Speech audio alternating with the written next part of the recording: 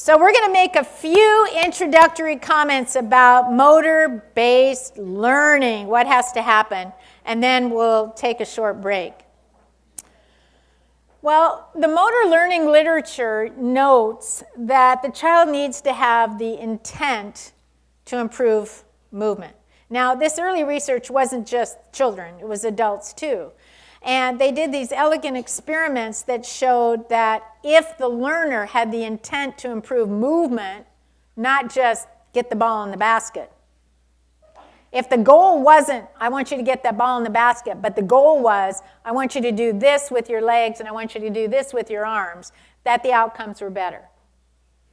So a little bit later when we get to motor learning principles, I'm going to be talking about this again a little bit, about helping the child understand that we're going to be working on moving the lips, jaw, and tongue so that it'll be easier to talk.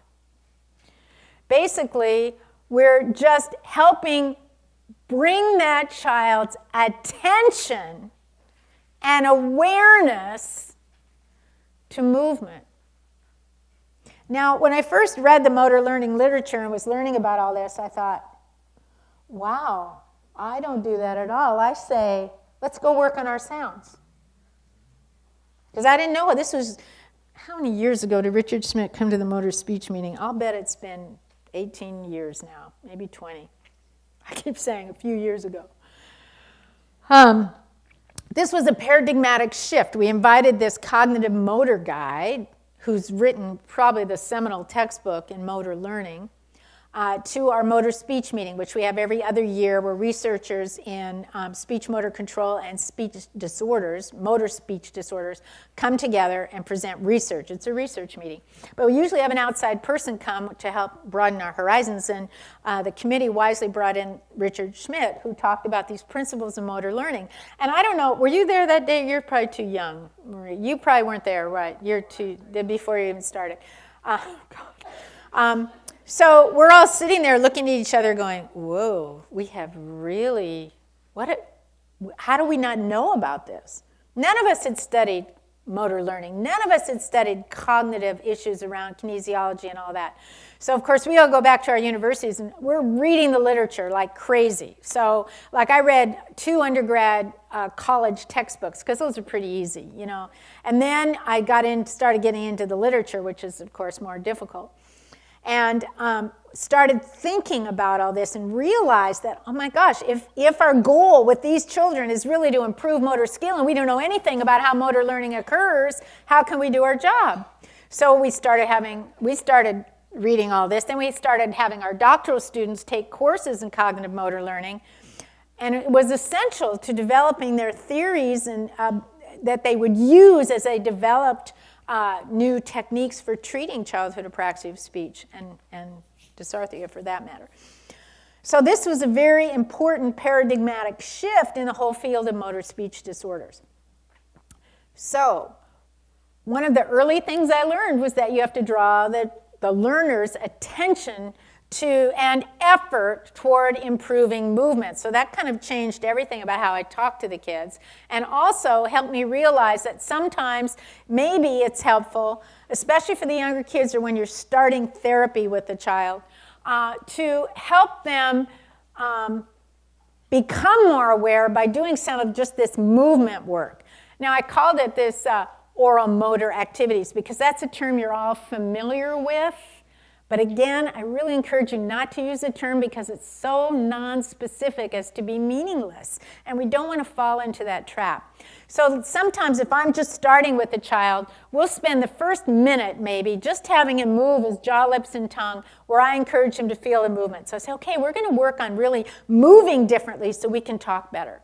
And I'm going to have you imitate a lot of my movements. You do what I do. Let's make our jaw open really big. How big can you do it? Easy, they'll always do that. Or I might say, let's open it just a little bit. That's really hard. But you just try, the goal here is just draw their attention to this idea and feel of movement. Let's make our tongue really tight. Let's make it loose. Let's make it really come out far. Let's make it just come out a little bit. Again, these are just movement parameters. You're giving them the vocabulary. You're having them feel what it's like to move forward and back and big and little and tight and loose. We do it for like a minute. And then as therapy progresses, we don't have to do that anymore. But at first, it can be very helpful. Now, what about those kids who really aren't ready yet for direct treatment? How many of you have had kids say, how many of you work birth to 3? Yeah. So you get these 2-year-olds, and you, boy, if you do a motor speech, this, in my experience, I would do a motor speech exam and feel pretty confident that this child either has significant red flags for praxis problems, or I might even determine for this 2.5-year-old, they're going to have a severe problem with praxis, you know. But they aren't ready yet to start DTTC or any other program because they don't yet have the attention, they don't yet imitate consistently, but most of all, they can't volitionally, they don't really get the idea yet of varying a movement parameter. What's that mean? So we might start using the parent, this is where I'll bring parents a lot in, where we help them develop this skill to volitionally vary parameters of movement, big, little, fast, slow, tight, loose. And typically what I'll do is start with the limbs because they're bigger and easier to see. So I'll have the child stand right next to me and we say, we're going to play a game, we're going to move our arms really big. Really big. You do it. And they can do it. Usually no problem. And they like it. It's fun. Okay, now we're going to move them just a little bit. You do it. They can't do it. They're never going to do this the first time. So you take your, you know, we all know how to change behavior. We're clinicians, right? So you take their little hands and you do it with them. And then you fade that cue. And maybe you just do it right next to them. And then you're back to just till they can do that. They're not going to do it the first day. So your parents are there with you. Now, here's the other problem in the schools. You often don't have the parent there. Another issue we do need to talk about, which we'll do a little bit later. For those of you, how many are in clinics, hospitals, where the parent has to bring the child? Okay, that was my experience too once I went to Mayo. So that makes our job much easier, right? So the parent's there. We talk to the parent about how do you do progressive approximation, and how do you do basic, you know, behavior modification. When do you provide, you know, that was good, let's do it again. How do you put your hands in and help them? You show them, then you have them do it, you give them feedback, etc. And then you say, do this for about 2 minutes, but do it about 4 times every day till you come back. We'll see how he does, that kind of thing. So we start with this, we do big, we do little, we do fast, we do slow, we do tight, we do loose.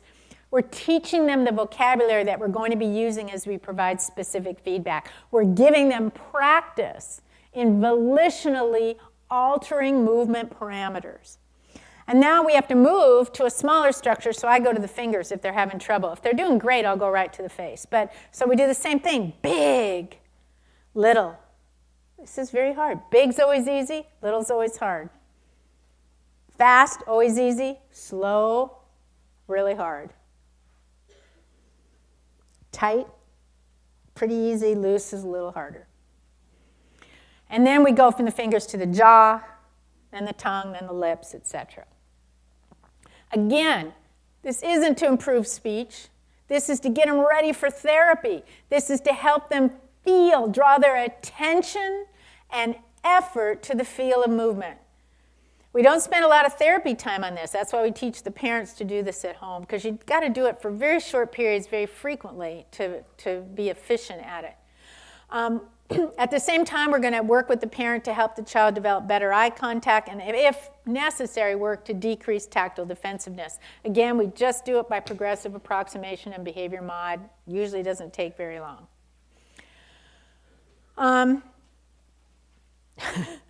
I read this thing recently, not too long ago, where it said, you know, if you're doing this kind of teaching in a workshop kind of format, you got to say something like 9 times or they won't remember it at all. So I think the last time I did this, somebody said, man, if you said that one more time, I was going to jump out of my chair.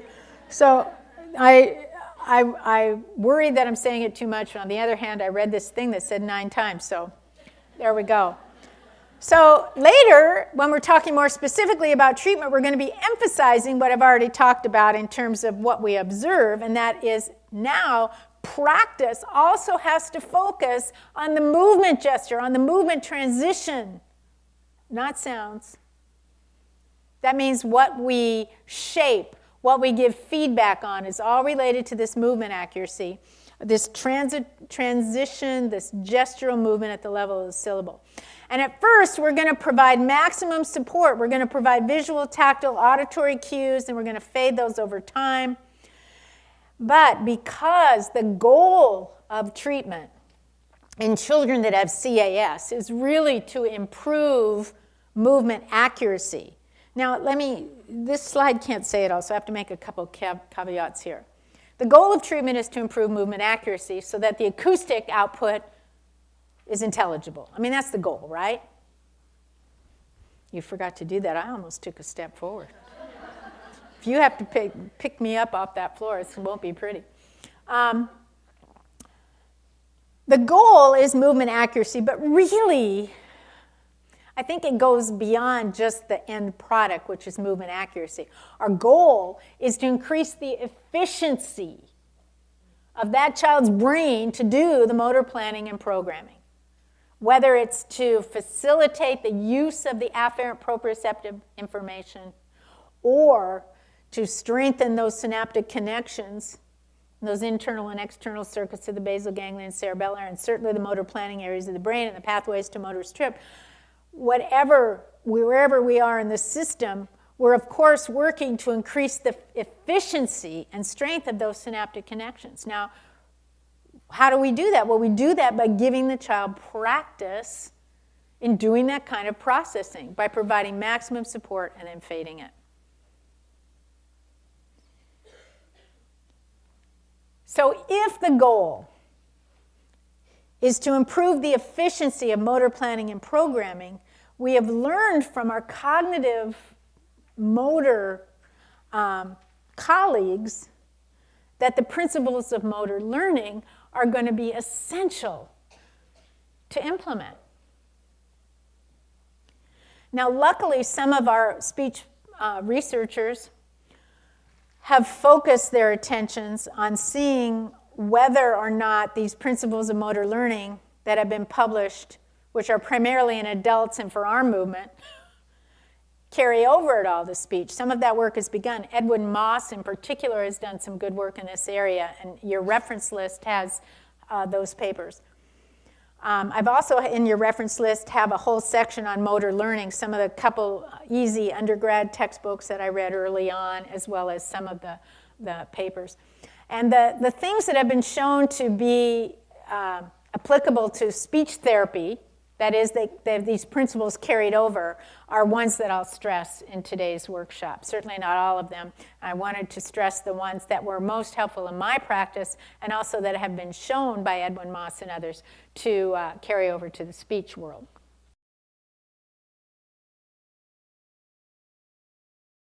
So I've introduced this already. It was a paradigmatic shift for those of us that study and do practice with motor speech disorders, and especially for those of us that work with kids with CAS. So as I said, I'm trying to focus this on your clinical thinking, and I've told you that you need to make a number of clinical decisions as you implement treatment.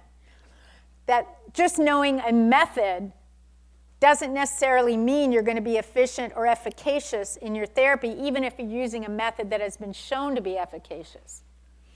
Because it's all those clinical decisions that you make as you implement the treatment that really makes a difference. And that's your choice of stimuli, how you're going to organize the practice, and the type and frequency of feedback. So as we think about these principles of motor learning, and I'm going to have to go through them fairly quickly, and if you've never heard them before, it can seem a little overwhelming. But don't let it be. I've shortened it to just those that are most important. And if you just read it over a few times after you go home, it'll seem much more straightforward. And as we go through the therapy clips this afternoon, I'll be talking about when and how we've implemented these principles. The point I want to make here is the degree to which you implement the principle and the way you implement the principle will be influenced by the severity of the child. For example, in choosing stimuli, if the child is very, very severe, following these principles of motor learning, but making decisions based on that severe child, you may decide to have a stimulus set, an initial stimulus set of only 5 or 6 utterances. Because you need to have some distributed practice. The motor learning people would say you can never just work on one, because then you would over-habituate that.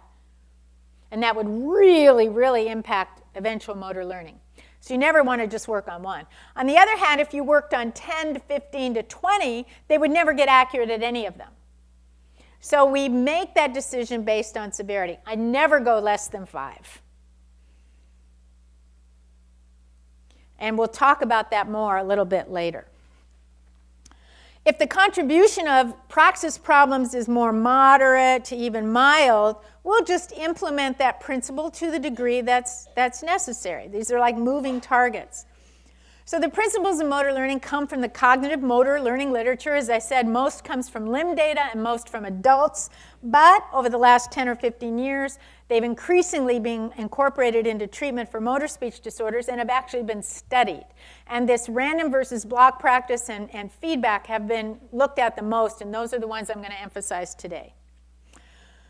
We really have to think about the fact that not all these principles of motor learning that were done like taking your arm and moving a lever to a certain point is the same thing as speech. I mean, so they're not all going to apply to speech, because speech is very complex in terms of all the different parts that have, all the different muscle groups that have to start contracting at just the right millisecond to move the structure in just the right direction with the right speed, force, etc. At the same time, it's interactive with language. So we're watching children that may pause. Is that because they're motor planning, or is that because they can't think of the word? Or are they just needing more time to do the syntactic framing? It could be any of the above. And that's the other reason why a hierarchical motor speech exam can be very helpful. As I said, severity plays a large role in how you implement these. So motor learning is just the process of acquiring the capability for producing skilled action. And by skilled action, we mean volitional action that's going to have a goal. So we're not talking about reflexive action like walking or reflexes or anything like that. It occurs only as a result of experience and practice. However, motor learning is also influenced by a whole variety of factors. And these factors make a difference in therapy. And it's these factors that I'll be discussing. So, first of all, I'm going to spend just a couple minutes, because we've already alluded to this a bit in different ways, precursors to motor learning, and then some of these conditions of practice that have been shown to influence therapy, and I'll talk about how we can deal with that. So, motivation, focused attention, and pre-practice. We all know we want to motivate kids. Now, most of these kids, they want to talk. If they come in and they're not motivated and they're like refusing and not wanting to try, and I had kids come in and go, no! And I mean, I live in the real world. The tapes I show you are kids that are sitting in a way that I can actually videotape them. But I'm telling you, that's not how I did therapy most of the time, because I live in the same world you do. But we'll talk about how we deal with those kids that don't want to sit there and just do everything we say with a smile on their face. What the motor learning literature taught me is what I've already said about they have to be motivated, have attention to, and the intent to improve movement accuracy. They have to know, what is it we're working on here?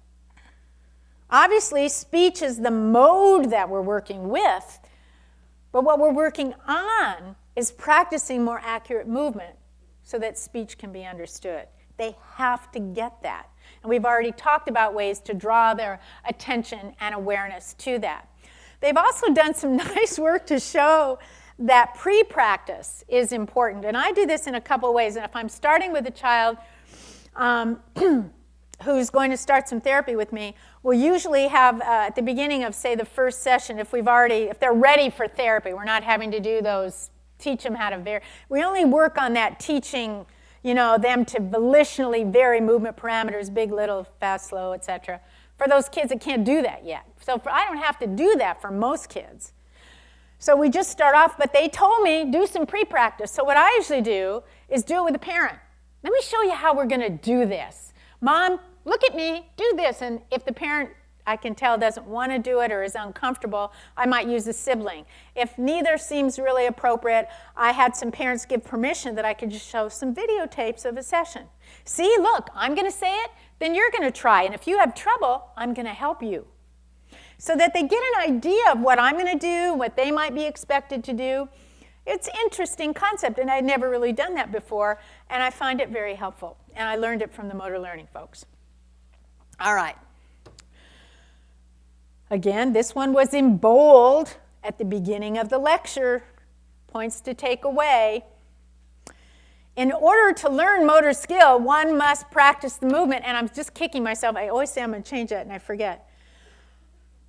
What the whole sentence said, one must practice the movement in the context for which it will be used, which means if you're going to improve movement for speech, you got to work on speech. And that means you need enough trials per session to allow not just the motor learning to occur, but also for habituation to occur, because as you'll see in one of the tapes a little bit later, some of these kids, especially the ones as they've gone through therapy or they come to you that are more mild to moderate, they may do a fairly good job, but they have to focus and pay attention, concentrate so hard to get it right because it's not yet habituated, and we have to build that into our treatment. So that means we have to build that in when we plan our treatment by using activities that do a number of things that we have found to be facilitative. One is keeping the child's face looking at the clinician so that they really observe your movements. We need to use reinforcements that don't take much time and that allow for repeated opportunities for practice. You'll see lots of examples of this afternoon, but I'm going to go over a few of them now. These are just my favorites, so if you've heard me before, they're ones I used a lot. So first of all, you want to have reinforcers that allow you time and space to do the shaping. So the child's sitting or standing there, you're sitting or standing or whatever, and they're looking at you, and you say it and they say it, and you provide the cueing, and you're actually fading and adding cues and shaping this movement. So they have to, with each practice trial, you're making little changes with your cueing that you're systematically fading. Well, you don't have time to stop to take a turn at something. You don't need to look at a picture. You're telling them what to say. It's not like they have to retrieve the word or anything. If they have word-finding problems, then that's a different activity, right? And then you do different things. Here we're working on improving their motor planning skill. So you might have anywhere from 5 to 20 trials, and then you do a quick reinforcer. So I have this little Nerf basketball, and I have a little basketball, tiny little basketball thing that I can hang on my file cabinet, and we start, and we're working, and we get 5, maybe 10 trials. If we're just starting out, I'm going to show you a little boy this afternoon. We had to start with 1. That's all right. We were able to build pretty quickly. And then, so we practice, we shape. He gets to throw the ball, try to get it in the basket. And then we do another 5 or so, throw it in the basket. Work our way up to 10, 15, 20, throw it in the basket. Sometimes I just use, if they're not very good at that, we'll just use a big trash can and a little bigger ball. I get a little more success.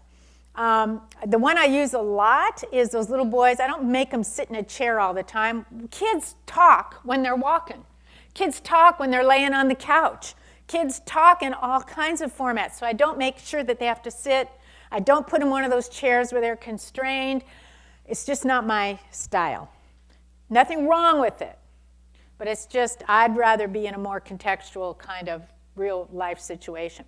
But some kids don't want to sit, and I have a hard time keeping their attention, so I let them stand up, and we move around. So I'll say, okay, we're going to do this 2 times, and then I'm going to step back, and you can follow. But don't let me hit that wall. This is one of my favorite ones. So if you've heard me before, you've heard this. And of course they want me to hit that wall. So they're invested. And we practice, and it's okay, this time you have to do it 3 times, and you have to think about it, and then we do it, and I take another step. Don't let me hit that wall until I finally hit the wall. Well, I can get 60, 80 responses before we hit that wall. Little girls, after getting parent permission, I'll bring in a little thing of clear nail polish or pink, whatever they want, and boy, they have to do a lot for this because it can be messy. So they 10, 15 really trials where we're shaping the movement, and they get half a nail. You can easily get 200 responses before they're done. I bring a little plastic bracelet, hold it right up here so they're looking at me, hold my arm up. After we do this shaping, I put one on my arm. When we get to the top, they get to take one home. One little girl was so hard, nothing reinforced her. And her mom told me one day that she really liked to dress up. So I brought all these old clothes of my daughter, her preteen clothes, and hats and scarves, and we had a big pile. But she had to do a lot of work for it. Said, okay, if you can go to the buzzer goes off, and I think it was like a minute and a half, with really letting me help you, and we work, you can put on one piece. Because it took a little, it took like a minute. That was borderline for me. Because I don't, and she'd put on a skirt, and then we'd do it again, she'd put on a top, and then she could put on a hat, and then she could put on a scarf, and by the time we were done, she was all dressed up, and we took pictures, and it was just great. We got hundreds of responses that session, and this was a child that didn't want to work at all. This is not that hard. You guys are probably much more creative. I'm not a real creative person that way. They need to be quick reinforcers that keep the child engaged, but don't take their attention away from what you're doing, from listening to your feedback, from feeling the movement, from staying in the moment of the therapy, rather than worrying about what number they're going to get next on. I hate those things where you do this, because what happens? They get stuck. Oh, try it again. And then it falls on the floor, and you have to pick it up. And it sometimes 5 minutes goes by. Out of a 20-minute session? We can't do things like that with these kids. The time is just too precious, and you have to maximize your responses per session. Now, having said that, and I'm going to show you an example of that this afternoon, you can't worry about the numbers so much that you don't think about the quality of practice. So I always tell the kids they have to be thinking about it. Because if it doesn't go through cortex, learning isn't happening, right? And this DTTC I'm going to talk to you about this afternoon that's very helpful for severe kids, there's a real, there's a word I want, it's a drawback in a sense that it's a risk. There's a real risk with that technique because kids can go on automatic pilot, and so can therapists. And you'll see me do it a couple times. This is very hard. I mean, I made this stuff up. I write it in textbooks, and I make mistakes doing it. So it's hard. But nothing's perfect, right? So you go ahead and have to really be reminding the child to think about what's going on. And you have to be very careful that the quality of practice is good, that the child's attention is there, that he's feeling the movement, that he's listening to the feedback, and that he's continuing to get more accurate. And if he starts to veer away from that where you've gotten, you add more cues. And then you fade again and you add more cues. And you'll see this on the tapes this afternoon.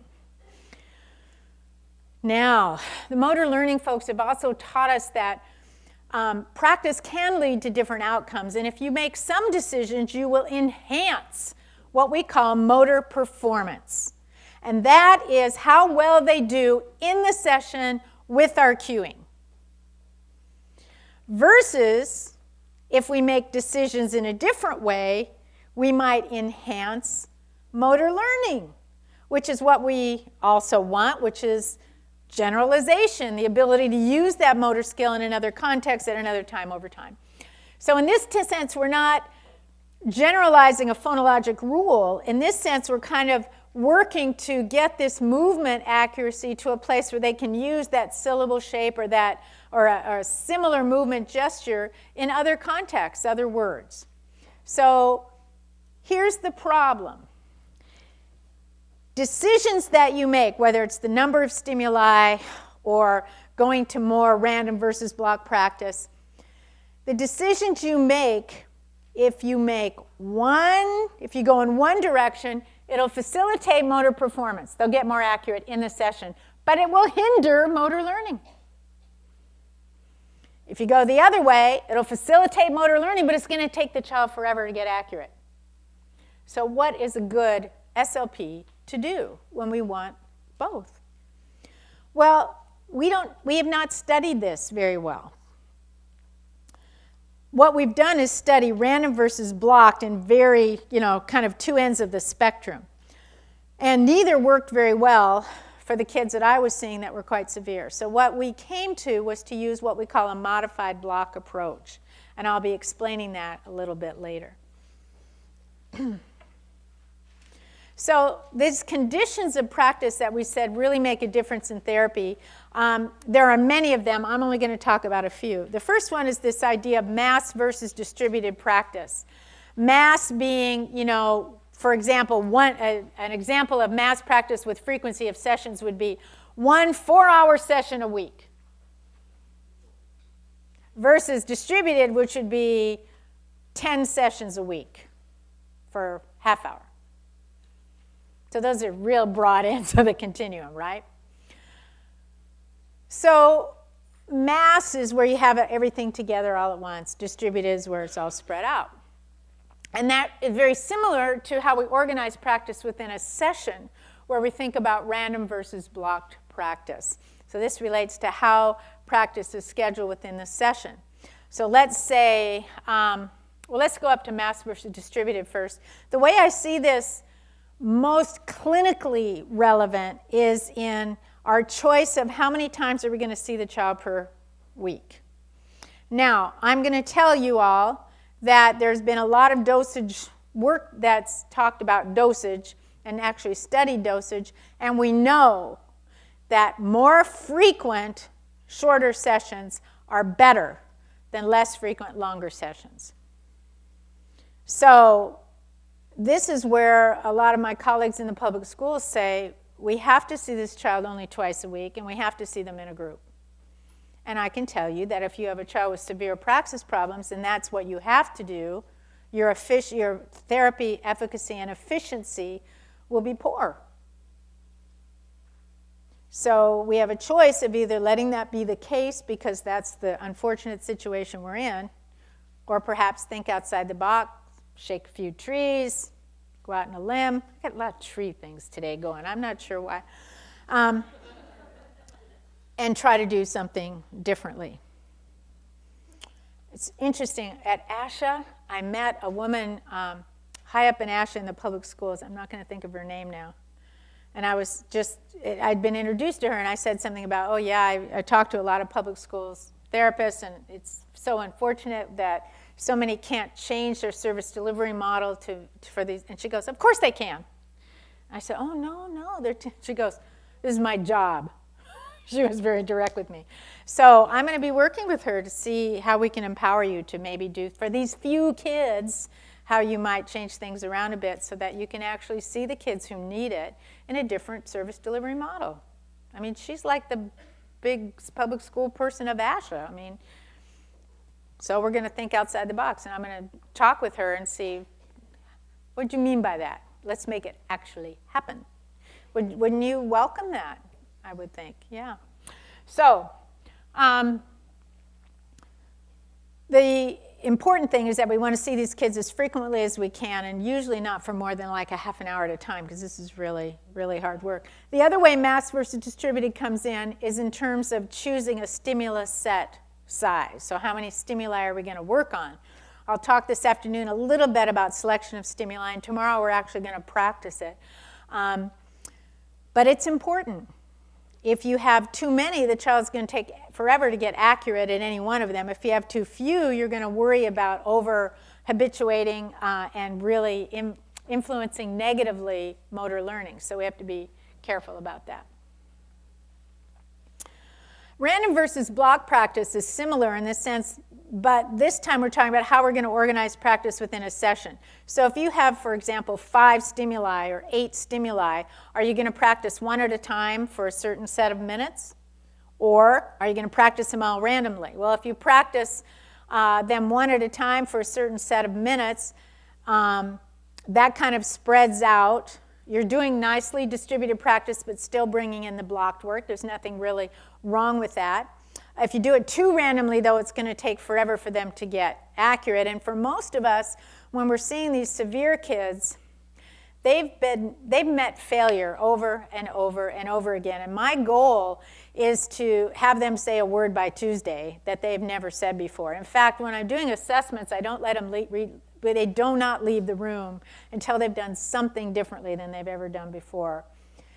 We've got to get these kids to trust us and to trust the process. And I'm going to show you some techniques you can do that can let them be successful that first day, no matter how severe they are.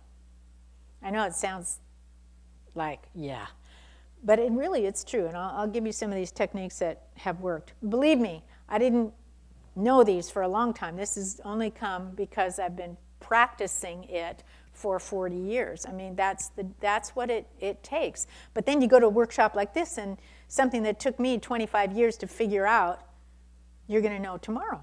So that's pretty cool, right? I'm going to talk about this more later. I want to make one more point now, though.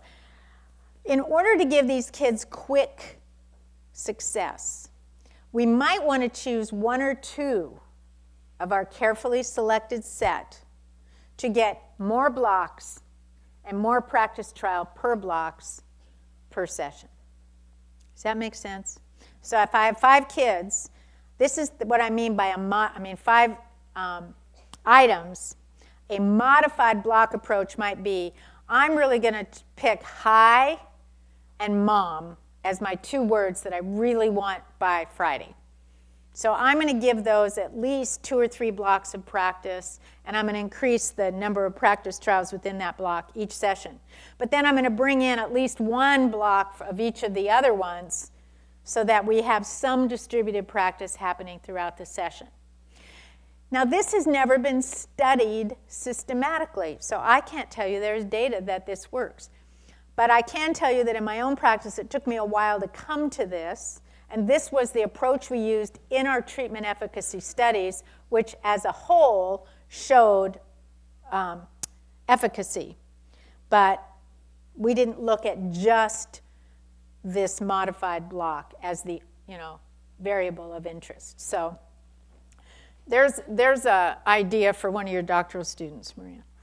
In fact, I'll do my little commercial now. If you've ever thought about going back to school for a PhD, I'm a big proponent for clinicians who have been out practicing going back, because we're having fewer and fewer people that had actually been clinicians becoming professors because we have such a dearth.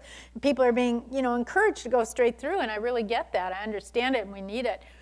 But I think people that have had clinical experience are in the best position to think of the important clinical questions.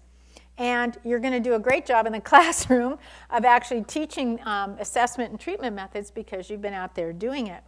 So if you've ever thought about it, I also want to encourage you to think about pediatric motor speech disorders, because there's a particular dearth of that out there, and we need more people to go out and teach around the country in our education programs so that students get some of this information and we aren't forced to learn it all from workshops like this.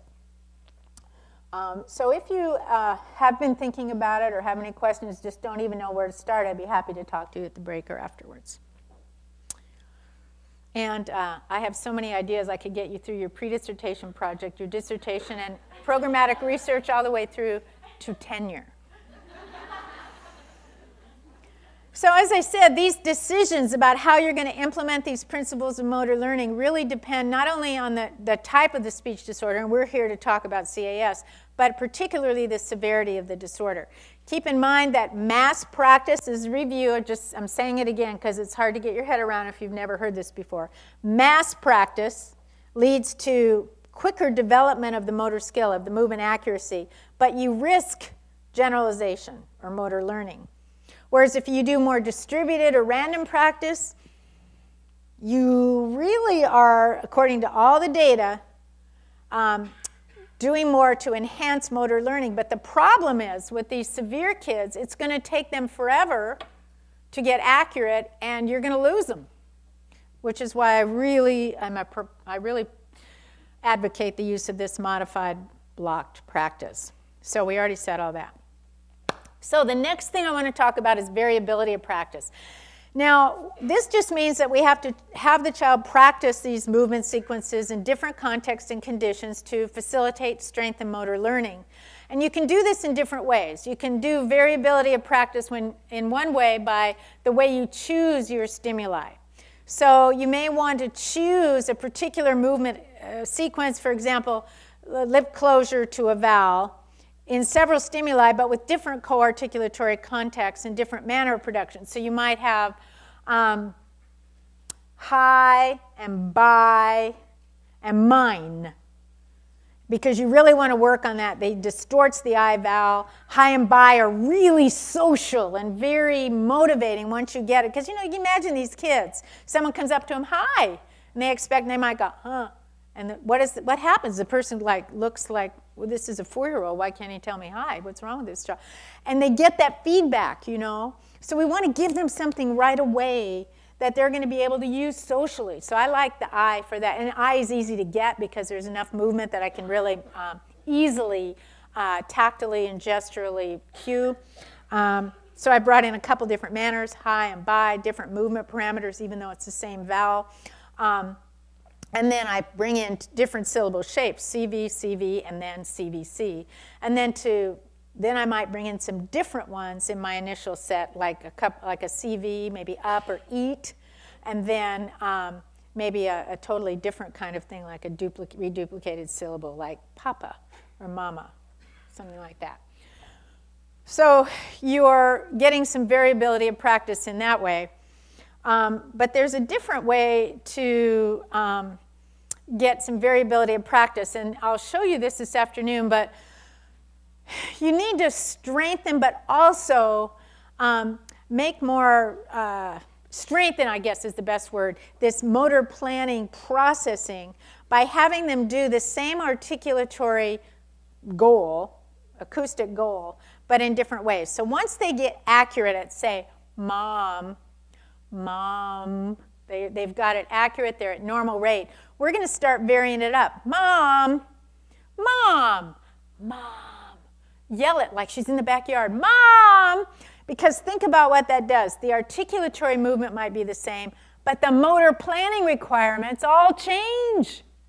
You have different number of recruited motor units for all the respiratory muscles, for the laryngeal muscles. Now, the movement parameters for the articulatory muscles will be pretty similar, because if you get two out of whack, you won't have the right target.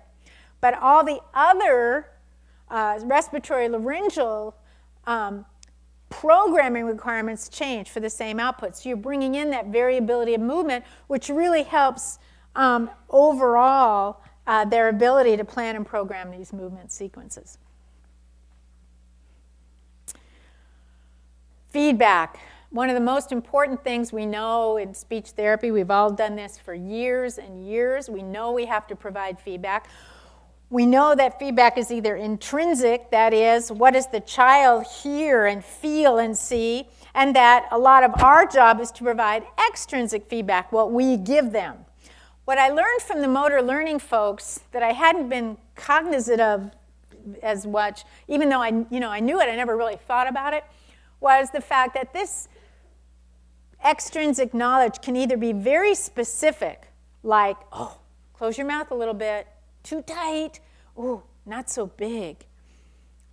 Close your jaw a little, that's what I must say the most. That's specific feedback about their movement that I want them to change or that they've done quite well. Oh, that was just the right amount, stay there. Very specific feedback versus, which we call knowledge of performance, versus what we often do, which is knowledge of results. Good job, you did it. Or, oh, not quite, can you fix it? So we want to think about the fact that knowledge of performance really improves motor performance. So in this session as we're working, but it can really influence negatively carryover. So you can't stay with that level of severity.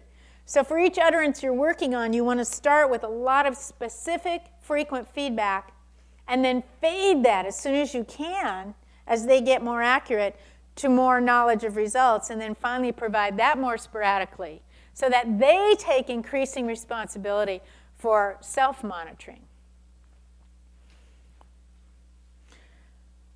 So, knowledge of results, just right or wrong. Knowledge of performance, what happened, what should the child do differently.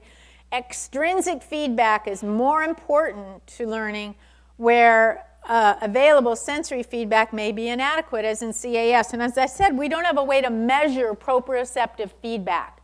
We can measure somatosensory potentials and those kinds of things, but not proprioceptive info.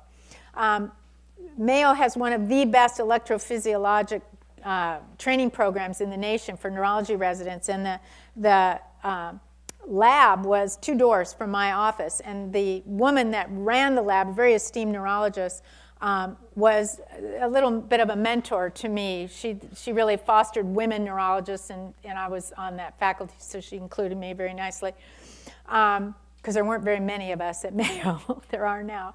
And I went to her, I said, Barb, I got to know this. I need to know to what degree are these kids processing this afferent proprioceptive information. Help me out here. And she goes, well, we can't really do that yet.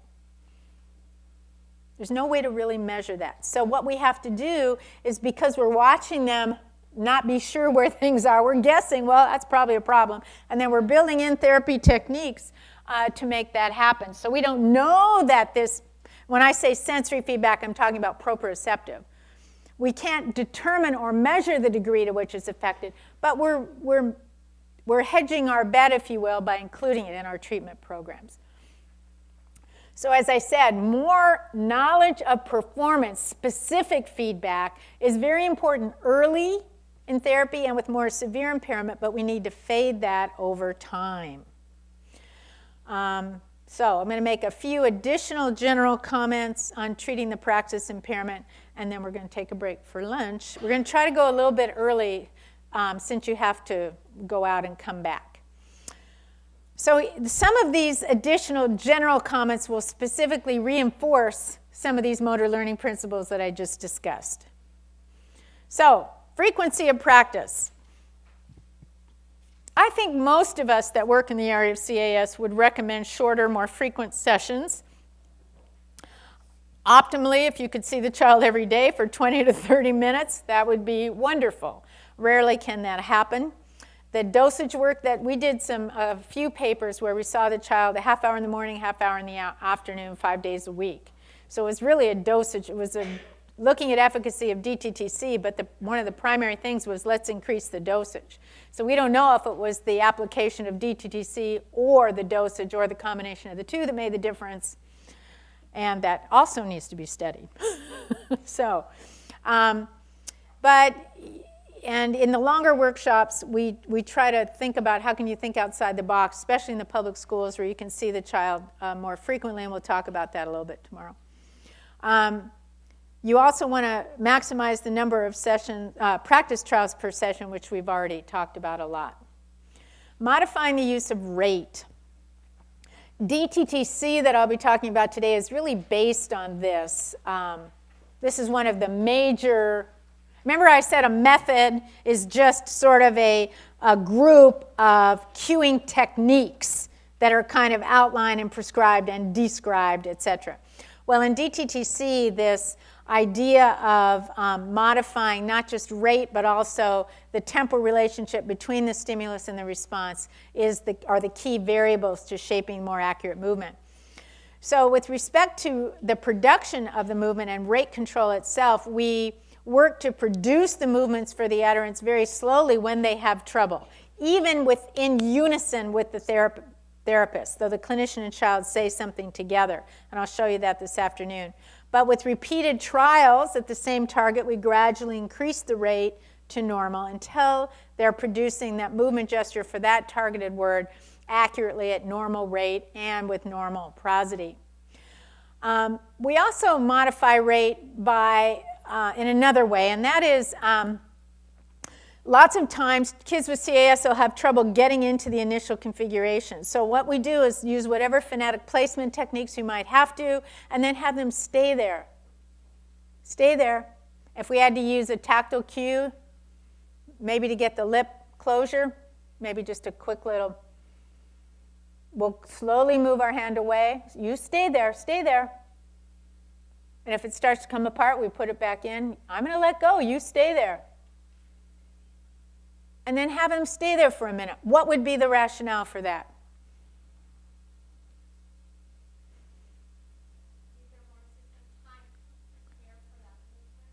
Not just to prepare, good thinking. I mean, that's part of it because they do have to sort of assemble the plan. But in order to assemble the plan, what do they have to do?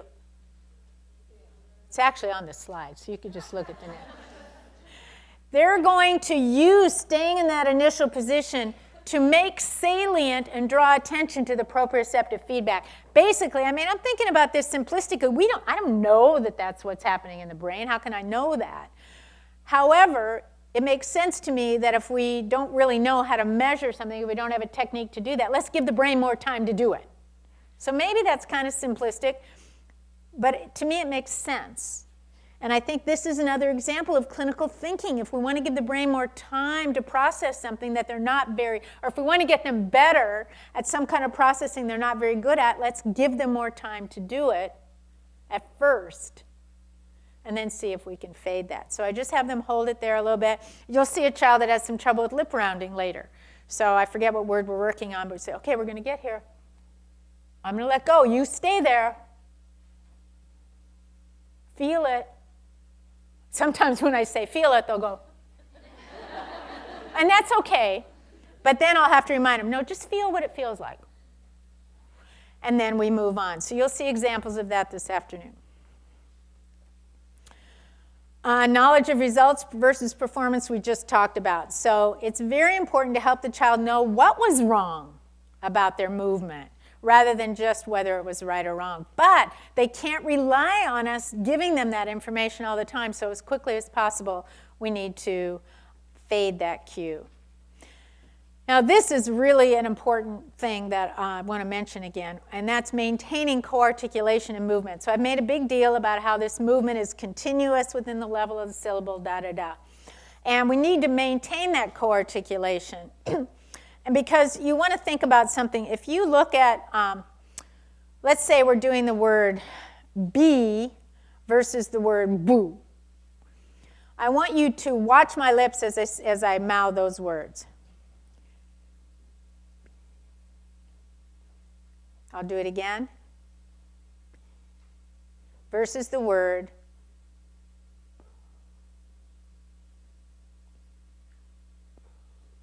If we're thinking about phonemes, the bilabial voice plosive is a bilabial voice plosive. There's no difference. So you might go ba, ba, oi when teaching that phoneme because we're making the distinctive features salient. We all learned to do that in school. Ba. Oi. And that's a way to make it simpler. But think about who we're working with. And think about the fact that be versus boo might have the same bilabial plosive phoneme, but the movement for that phoneme doesn't even start in the same place for those two movements. Watch again.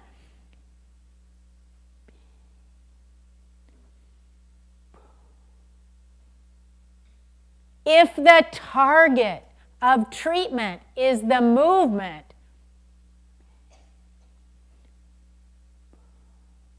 then we have to work with that movement, and it's different for that same phoneme, that segmented conceptually linguistic unit of the phoneme. That movement, based on co-articulatory context, will be different. It's essential that you get that point because everything you do in therapy is contingent on really understanding that. So I'm going to pause there and let you think about it.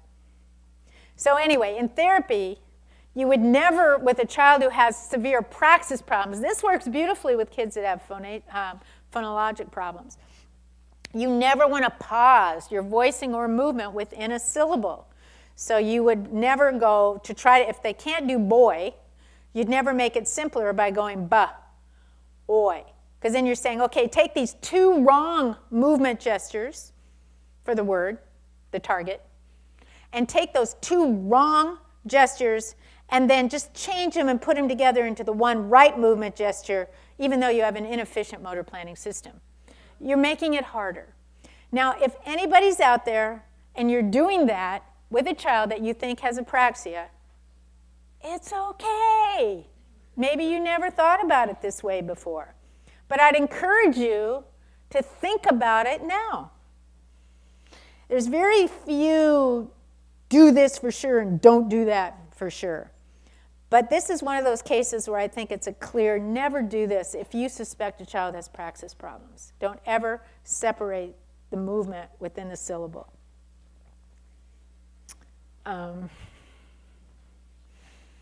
Okay.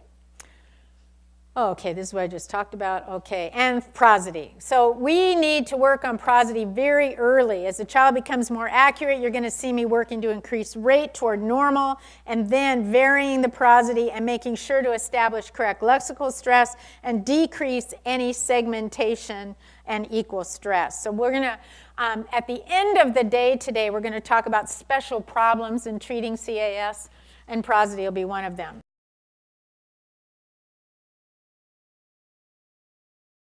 Now we're going to get serious. We've been talking literally about treatment all day because you have to know that the child that you're working with has characteristics for which we would use the label apraxia in order to start planning treatment effectively. You have to know the principles of motor learning because they're going to guide all your treatment decisions. So now we're moving into starting to make those treatment decisions, and then we'll get into kind of the nitty-gritty of how do you do some of these techniques. I will say that at the benefactor's request, this particular workshop is focused more on the severe children because those are the kids for whom we're not sure about, the kids that have been in therapy for 3 and 4 years and not made very much progress. Those are the kids we want to reach first, but then we'll be adding more probably online things for just dealing with prosody, just dealing with vowels, older kids, all that sort of thing. Okay, so we're going to use our assessment data and especially our diagnostic statement, that is, our decisions about this relative contribution of linguistic and motor impairment in order to come to this differential diagnosis. And this is going to guide you in all your treatment planning. It's going to guide you in your goal writing. And it's important to remember, though, that your diagnostic statement, your statement of differential diagnosis in this relative contribution of phonologic impairment versus motor planning impairment versus execution impairment is going to change over time. So your diagnostic statement will change as the characteristics change. Your treatment, of course, will change also. So as you've heard, I think we're up to 8. I hope I'm only going to have to say this 1 or 2 more times. We've got to get to 9.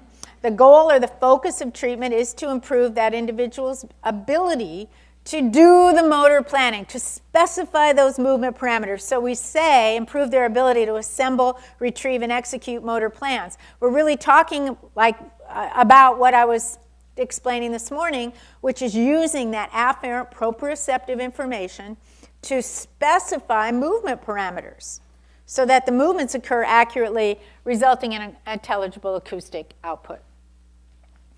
And the focus, because of this, of treatment has to be the movement gesture, not the sound. And that changes everything.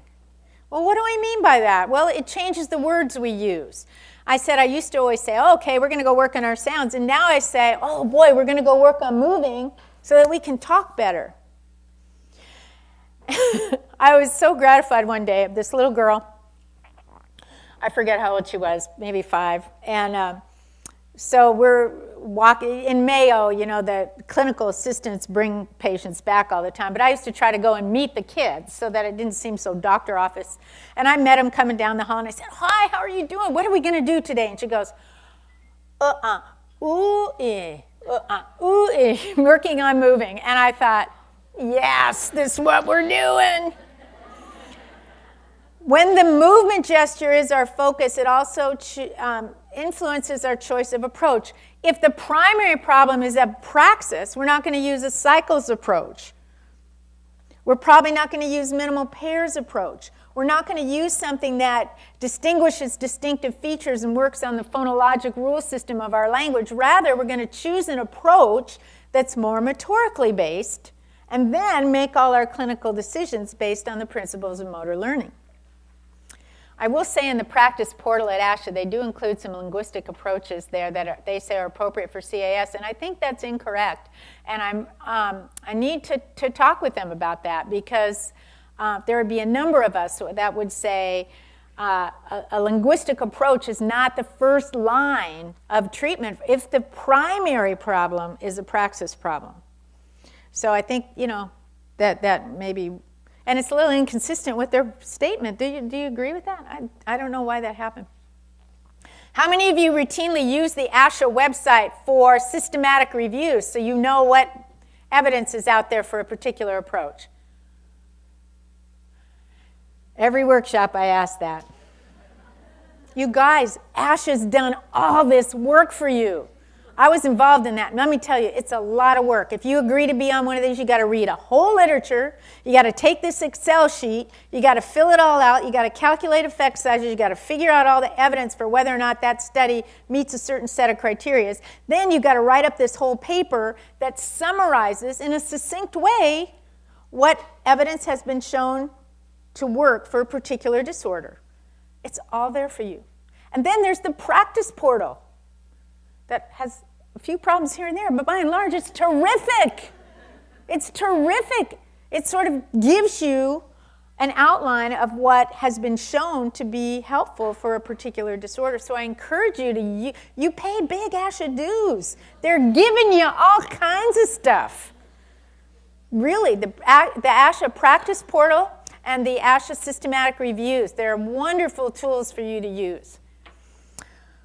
Okay, it affects our choice of method. That just means once we know we need to use a motor approach, then we have to decide which one of the motor approaches. And there are a number that have been emphasized as appropriate for children that have CAS.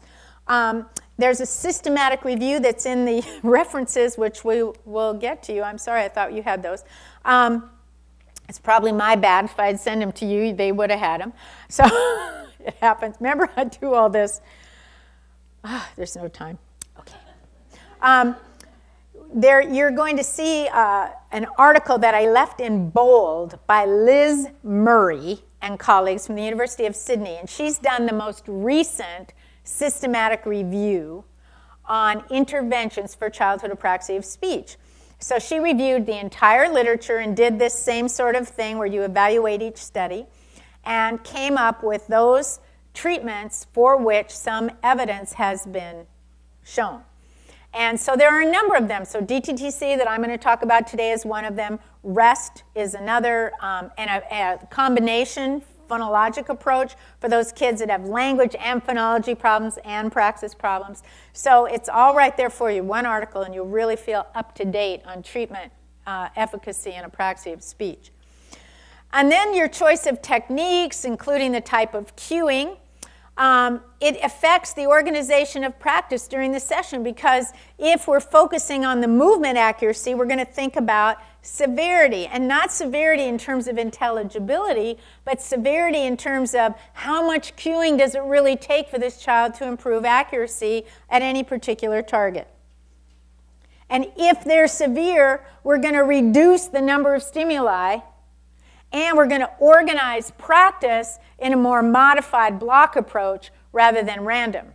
But as we're working on each individual item, as they get more accurate, we shorten the blocks, then reduce the frequency of the blocks until finally we're just eliciting it randomly throughout the session via questions. And when they can do that at a certain percentage of correctness, maybe 95, over so many sessions, then, all right, you consider that one to be out of training. It goes into a generalization phase at home where the parents and other people in the child's life can be very helpful in eliciting that word across context. So focusing on the movement also helps us make decisions about types and amounts of feedback. So again, if the child is more severe, we're going to provide more specific feedback more frequently and immediately. But as they get more accurate within any target, we're going to move to to less specific feedback till finally we're just doing knowledge of results. That was good. Or no, not quite. Can you fix it? And then we're doing that less frequently. So basically, we're going from more maximum cueing and fading those cues as we can so that the child takes more responsibility for doing the motor planning, the movement specification that we're trying to make more efficient. All right, so we know that when the focus of treatment is on the movement, the child has to be given the opportunity to practice that movement, first with maximum cueing and then fading of those cues. And I'm at least on 8.5 times I've said that now, so we're almost done. Now here's a caveat, because lots of times I'll be doing these workshops and I'll say something like that and people will say, well, what? But they have language impairment. Well, of course they do. And phonologic impairment. They'll have both. But we only have one day to talk, so I can't talk about it all. So we're focusing on the apraxic component. But of course, you're going to be thinking about the language impairment and phonologic impairment, and you're going to be taking those into account as you choose your stimuli, as the child's getting better and you move to 2- and 3-word and 4-word phrases, you're going to bring in syntactic targets, et cetera, et cetera. So you're going to be taking that into account. But this particular workshop is on the apraxic portion. And besides, I think you're really well trained in phonology and in language. We know how to do that. You're less, I think, I would be correct in saying that you're probably less confused about those children.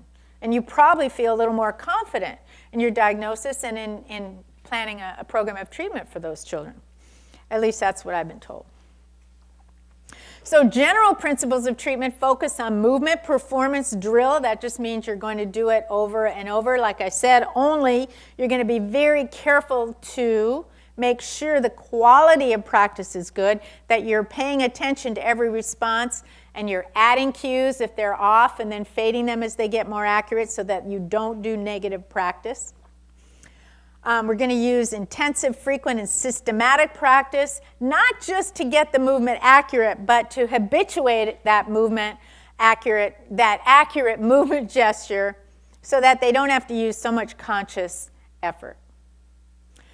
The approaches appropriate for CAS also include very careful construction, thoughtful, if you will, construction of hierarchies of stimuli, using decreased rate, which in my mind gives the brain more time to make salient that proprioceptive processing, and sometimes pairing speech movement sequences with facilitators such as limb movement, intonation, and rhythm have been shown in adults to be very facilitative, and in my practice I found that to be true for kids too.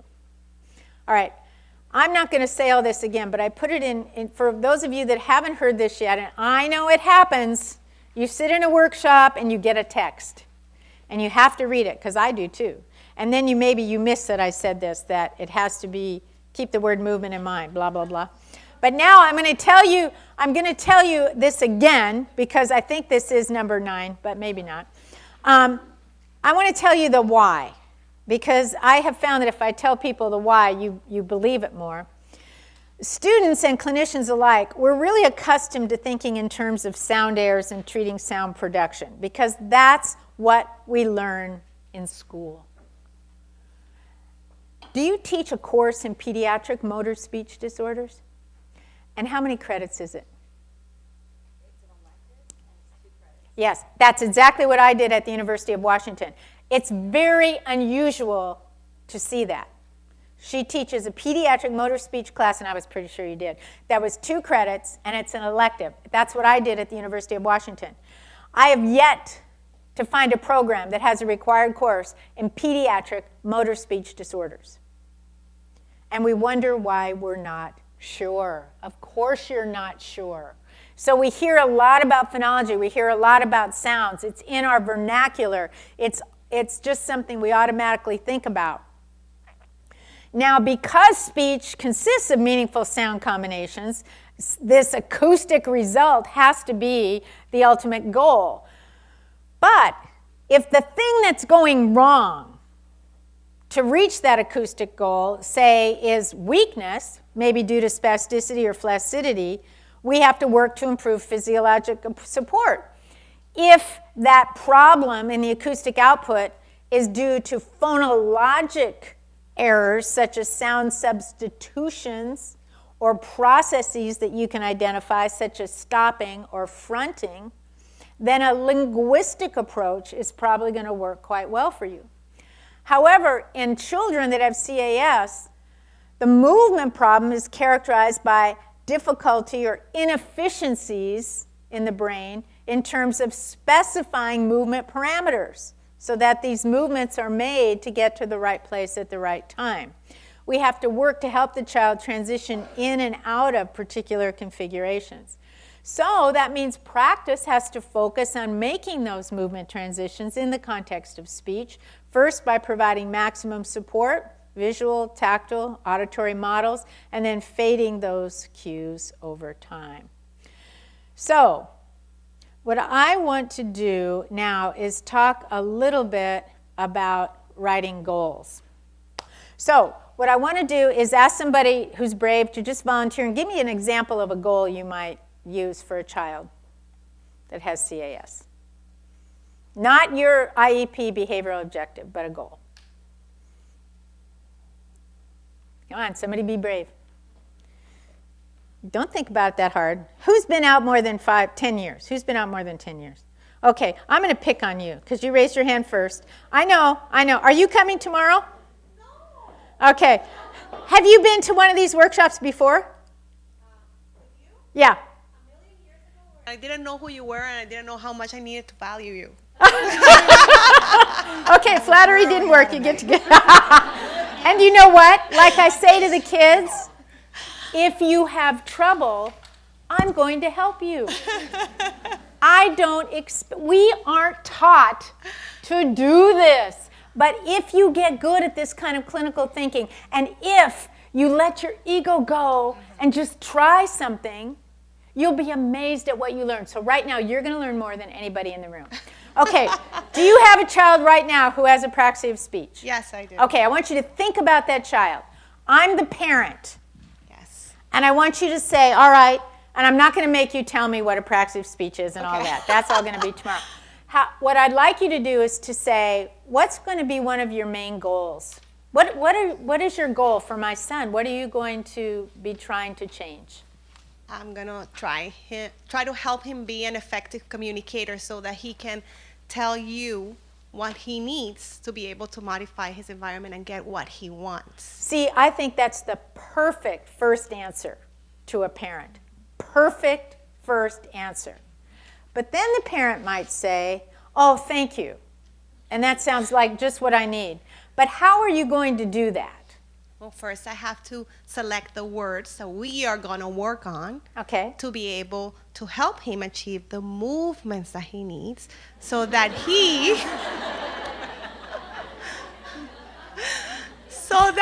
is able to generalize it and learn more words. You know, you really did a very nice job with that. That is excellent.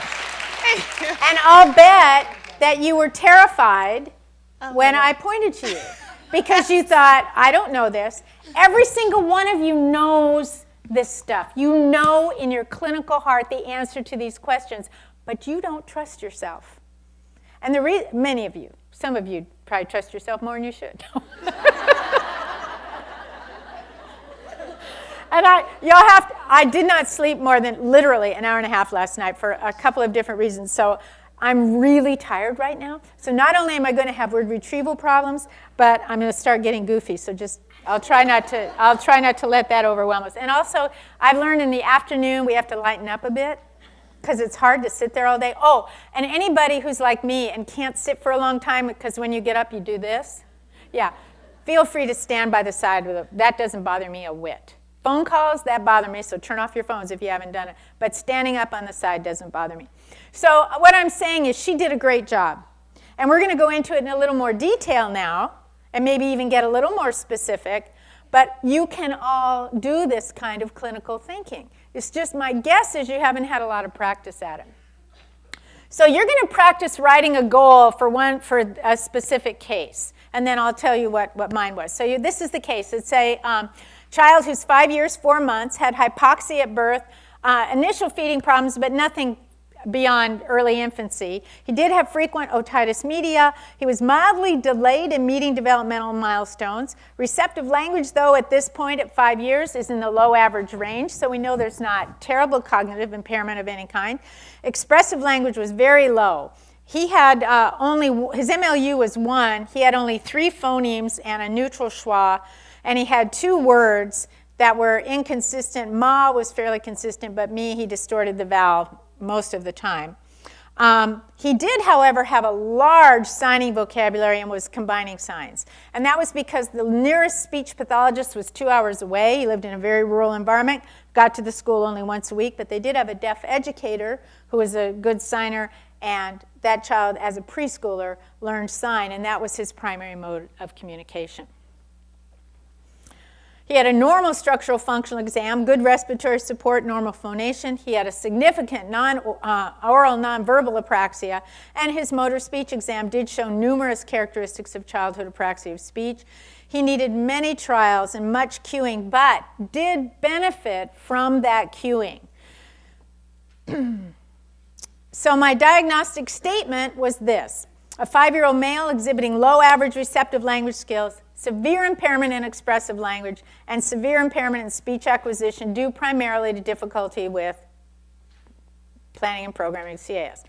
No frank evidence for dysarthria, pragmatically socially appropriate, focuses attention and attempts all tasks.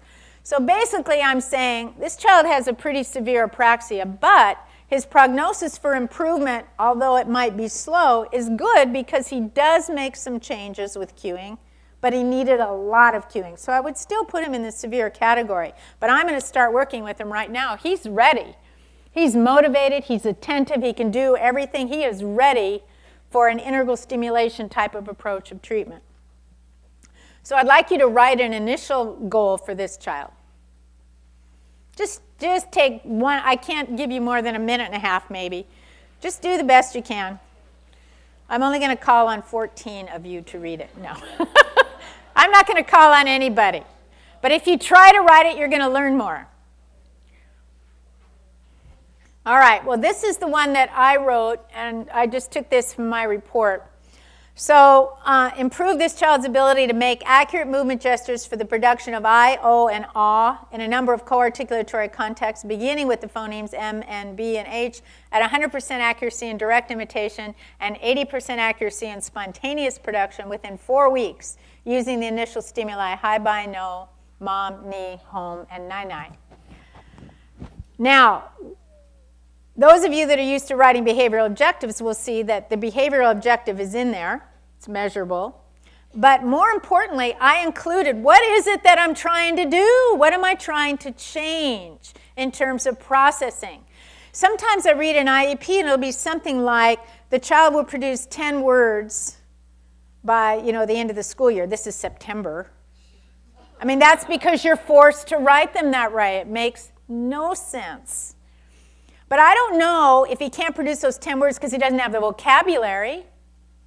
And I'm exaggerating a little bit, but, well, not completely. I saw that on an IEP, which is why I use it. Nobody in New York would write something that non-specific. But you have to be careful, in my view, to include what is the processing that you're working on when you write these goals. I like to include, what am I trying to do? I'm trying to improve his ability to make accurate movement gestures. Now, I know in my head that means I'm trying to get him to use, I could make this real specific. Improve his ability to do all the processing of afferent proprioceptive information so that there's more efficient processing and integration of that information for planning the ongoing movement, including specification of range of motion, direction of motion, speed, strength, And you can't write all that down. This is probably a little much. But in terms of our workshop where we practice thinking through clinical thinking, I think this helps you think through all those things. I did include, I said we don't work on these phonemes, but what we're working on is the movement gesture, but I've chosen particular vowels that are clearly distorted. I learned that from my structured play as well as the motor speech exam. And I'm going to target those vowels, but varying the co-articulatory context, because remember, it's not the phoneme that's important, it's the movement. And the same phoneme, the movement for that same phoneme will be different depending on the co-articulatory context. So that's all we're going to really introduce today in terms of the writing diagnostic statements and writing goals. Tomorrow we'll have a lot more practice. If for some reason you're on the waiting list and you're sitting there going, "Urgh," this is stuff you can practice on your own. Get in small groups. Try to find somebody who did come. And you guys get together. Have a wine and cheese night. Invite somebody that got to go to come and share all this. Let you practice it. You take a couple kids on your caseload. You practice writing that diagnostic statement. You practice writing those goals. And you get together and you talk about it. We use our village. It's good. Did you have a question? I'll repeat it.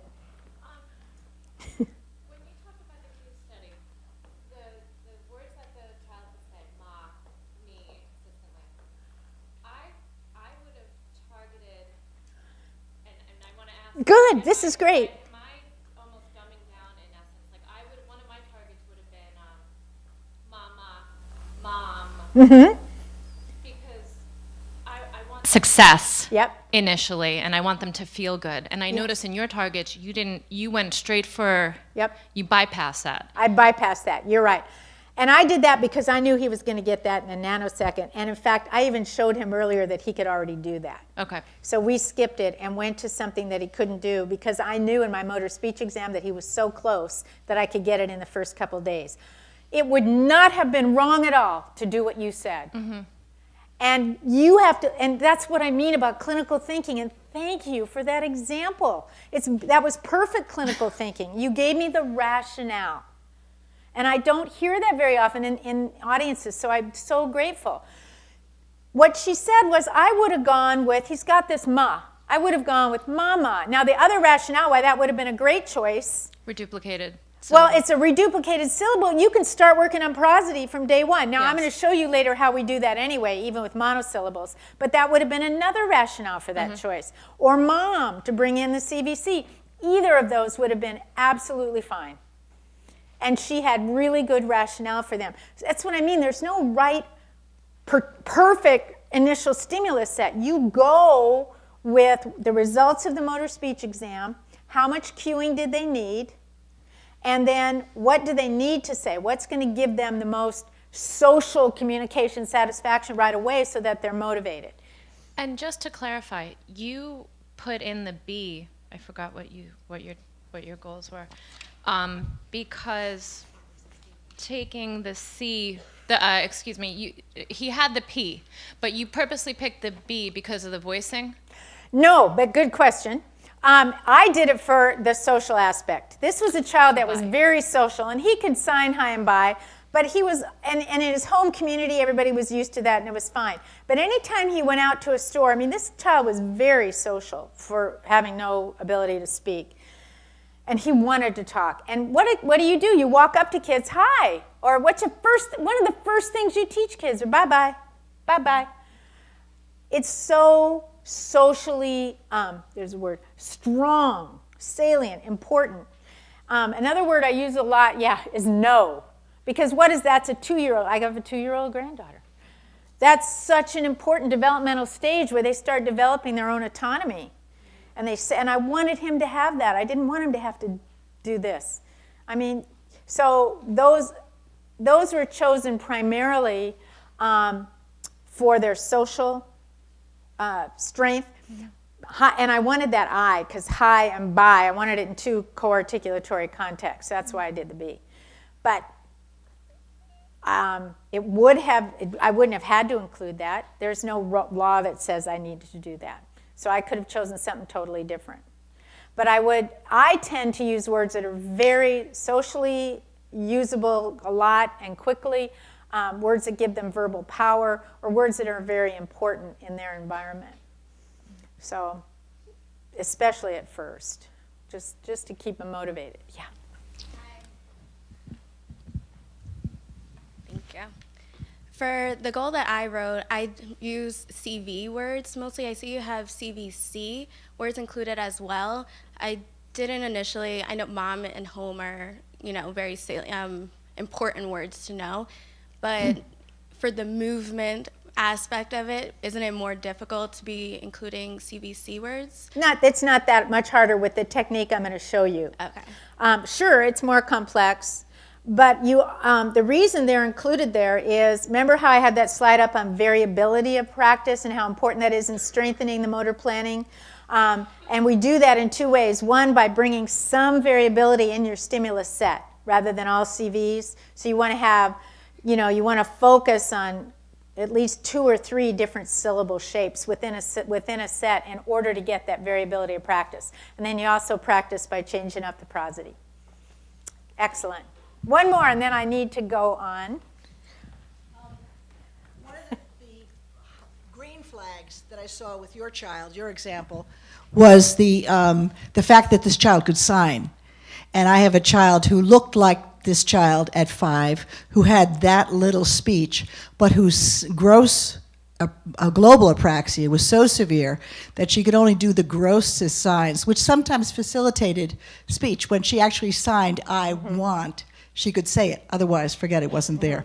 So would this child, actually at 11 now, she still has very minimal speech.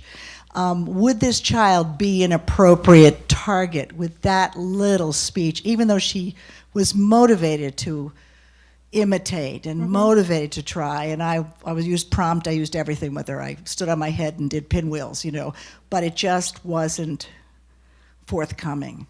So what, I don't know. So the question is, do you see the red light and the green light? I mean, if a child can sign, that means they're able to do complex movements. On speech. Is that what you mean? And just go with sign. Yeah, and well, she couldn't do sign either. Yeah. Well, I'll tell you, in my practice, I've only met 4 children that couldn't be verbal communicators. All of those were teenagers by the time I saw them. All of them had very severe oral apraxia, so severe that they couldn't imitate, it was really bad, and we weren't starting to like 14, 15. So those kids ended up using augmentative systems. Even the most severe children that I've seen, we've been able to get speech, so I haven't had to make that decision. There's an article that my colleague Becky Boss and I and Bruce Steckel wrote, a very severe 12-year-old who had flapping kind of PDD, no attention span. Pragmatics was one of the worst pragmatic things I've ever seen, but he was pretty smart. He had a Vantage communication device that he could use perfectly. He could tell you every bull rider that does the rodeo scene. He could tell you every Indy 500 driver and who won when. And there was 3 things he knew all about. So he had a good memory for that kind of stuff, but his only communicative act was to mean no. And his dad came to me, who was kind of high up at Mayo, because I didn't think this child had any prognosis for functional verbal communication. And I said, well, why don't you let me see him, and I'll get rid of that aberrant behavior that kind of makes people back away.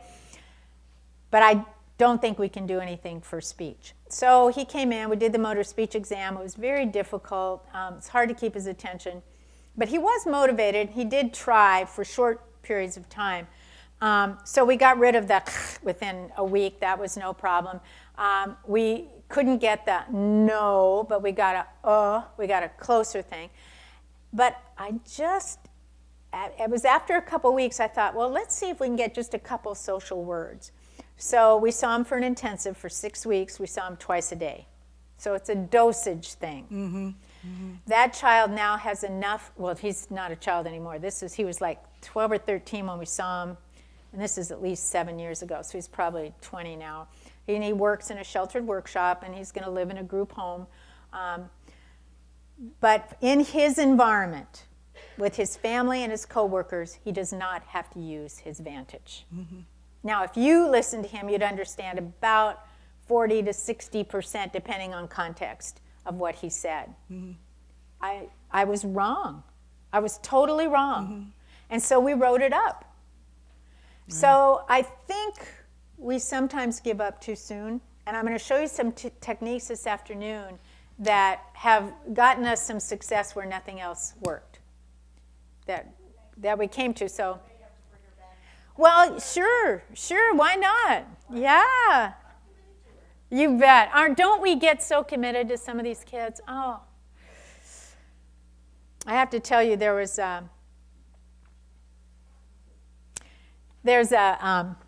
one quick story that I like to tell in workshops because it just emphasizes why we sit here on a beautiful Friday. We walked out to lunch and the sun's shining and the park's full. Oh, and here you are, because you care. You care about these kids. So I evaluated this child in Seattle. We were just starting our work in childhood apraxia. Nobody was really publishing in the area yet.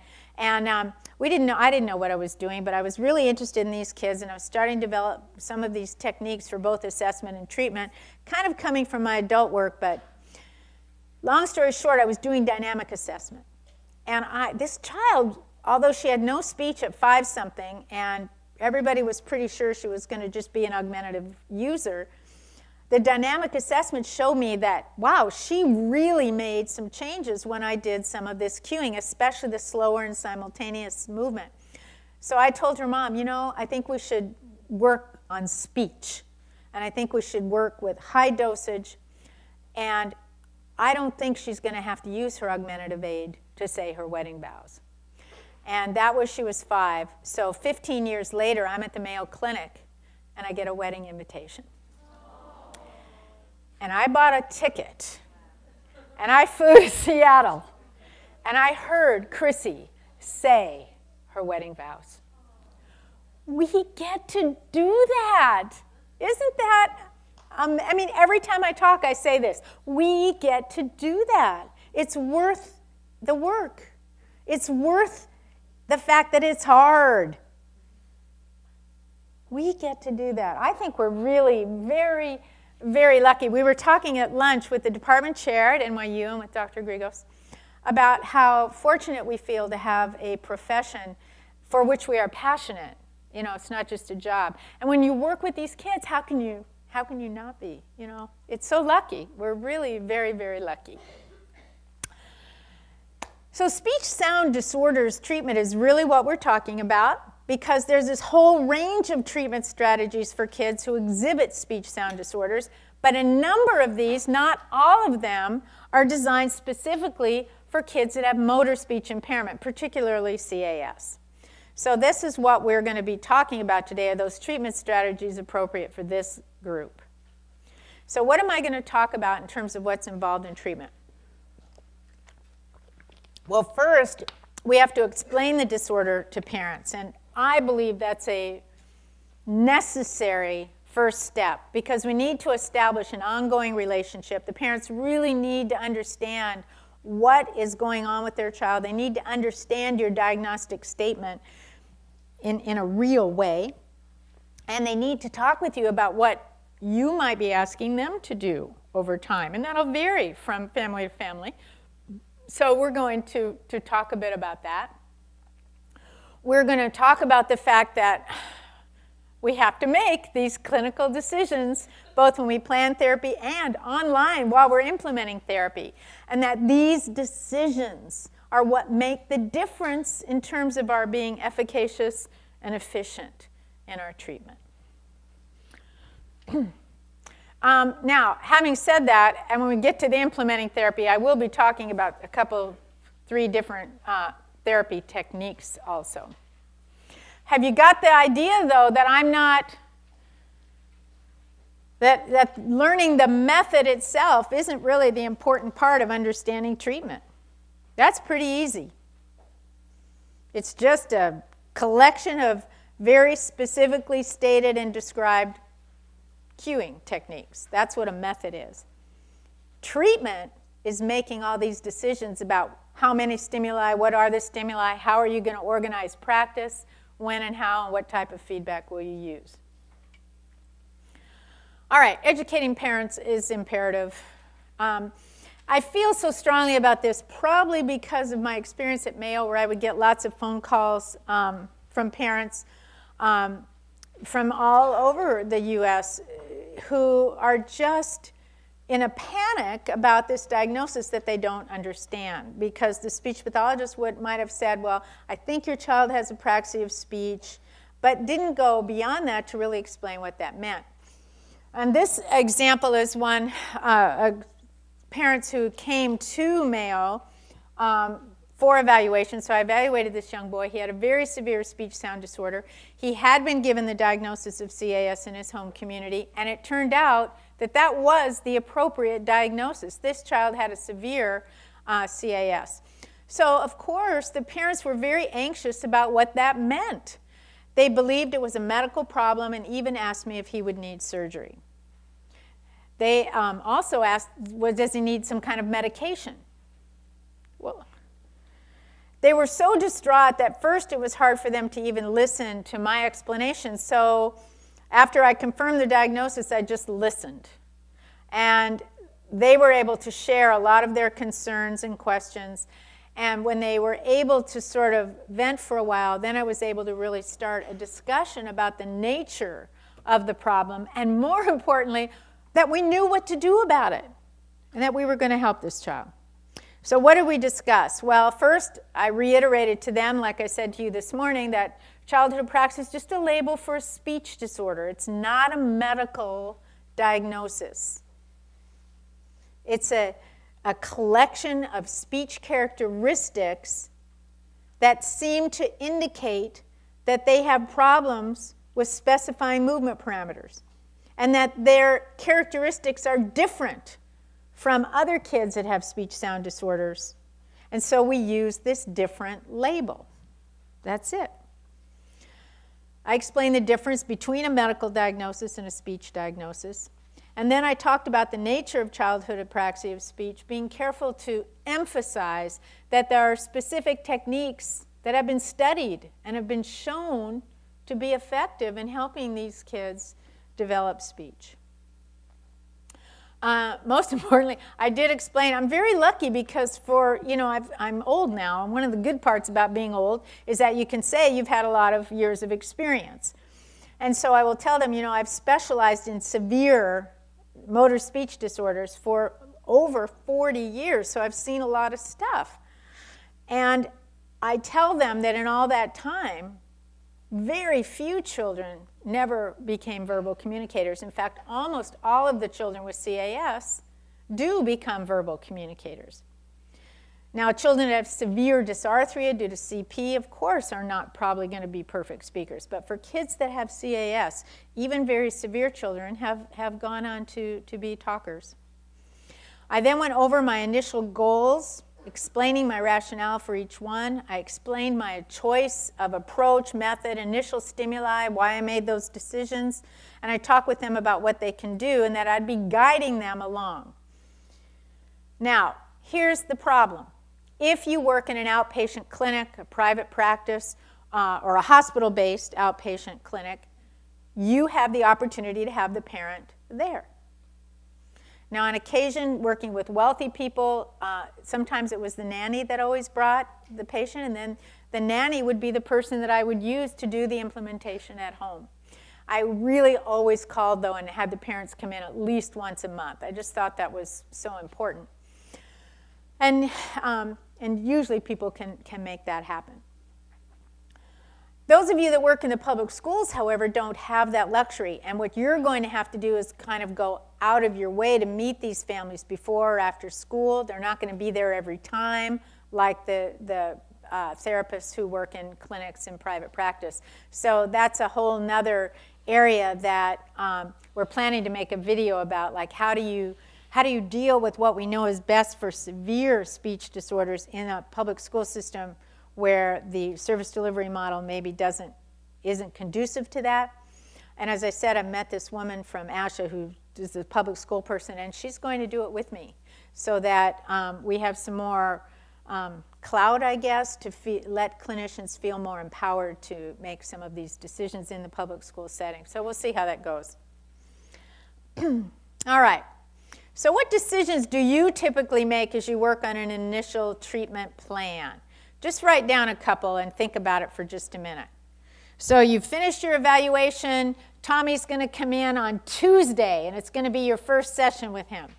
Just your initial treatment plan. What kinds of things do you have to think about?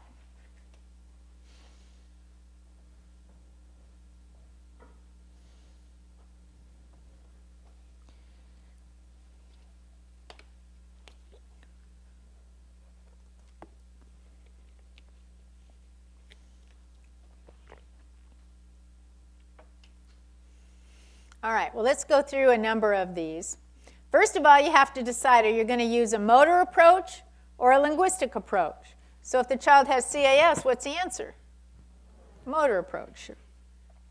So then you want to choose a specific method with that associated technique and cueing. So that means that you would choose probably one of the ones for which there's been some evidence, like DTTC or REST or one of the others that have been written about in these systematic reviews. The truth is, though, then I'll talk a little more about this, most of us use a combination of approaches. You have to make a decision then about how often are you going to see the child. What is the length of each session going to be? Now, we know that sometimes those decisions are made just due to real life. How often can the family get there if it's an outpatient clinic? How many openings do you have? What's your caseload like in your school setting? How often can you fit that child in? But because we're in a workshop where we can think about what might be optimum, this would be a decision that would be important for you to make, especially for those kids who are more severe. And I think explaining that to parents can sometimes help them make the decision to drive one more time a week, knowing that it won't be for the whole course of treatment, that it would be more important at the very beginning.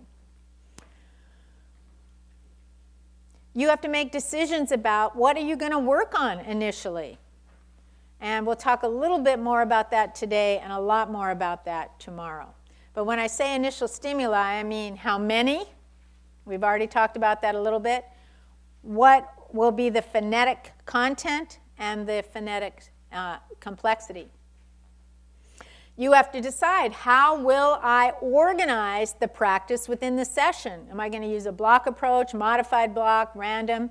Knowing that, at least in my view, that will probably be different for each of the stimuli that you're working on, because one of them will be closer to being finished with treatment, where you're starting to be more random, whereas another one, you're still at a simultaneous slow level and you're probably doing a very modified block practice. You're going to make decisions about feedback. We've talked about that before, starting with specific frequent feedback and then fading it. And each of these decisions, as we said earlier, are going to be facilitated for you by the principles of motor learning. All right, so deciding on an approach. This just means you have to come to this decision about, what's causing the most problem in this child's ability to develop speech. Is it more of a praxis specifying movement parameters problem that's influenced the acquisition of phonology? Or is it a phonologic problem with some mild CAS? Or is it pretty much, I can't tell, they're both really involved? I mean, you have to make that decision. If, however, the child's deficit in praxis seems severe or one of the major factors to his communicative disorder, then of course you're going to decide on an approach that's more motoric and where motor learning needs to be emphasized. However, because all of these kids have phonologic and expressive language problems, you're also going to be bringing in those methods as appropriate as you move along. Now, deciding on a method, as I said, is less important than all those decisions you have to make. I hope you get that. Have I said it 9 times yet? I don't know. There are lots of different treatments published for CAS, so I'm going to go over a few of them.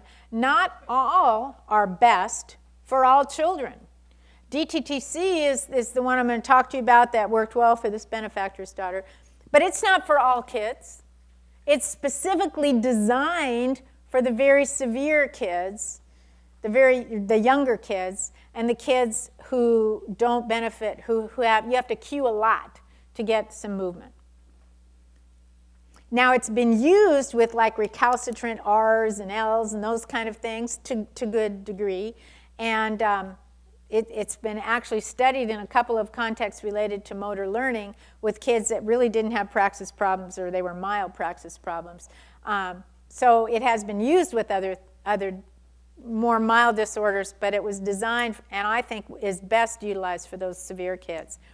You're going to choose your treatment based on severity, age, but also all the associated deficits that that child might have.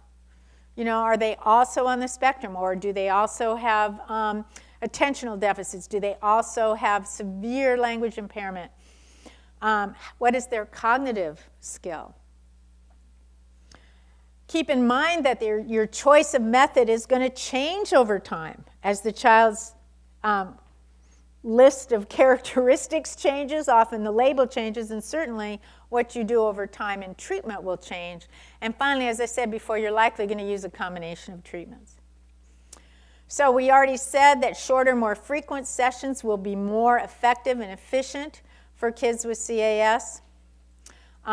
With respect to stimuli, we have to decide how many, the length and phonetic content, the syllable shape, which is usually just choosing vowels that you notice are distorted in your motor speech exam, and then varying co-articulation around that.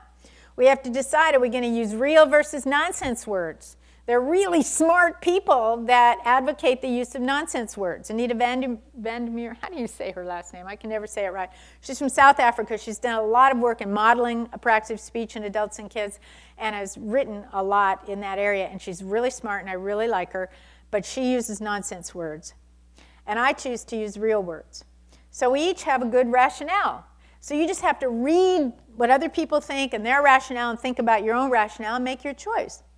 REST is a program that's been shown to be effective. It's out of Sydney, Australia. It's for more mild to moderate CAS, and especially those kids that have prosodic problems. That's the best use of that.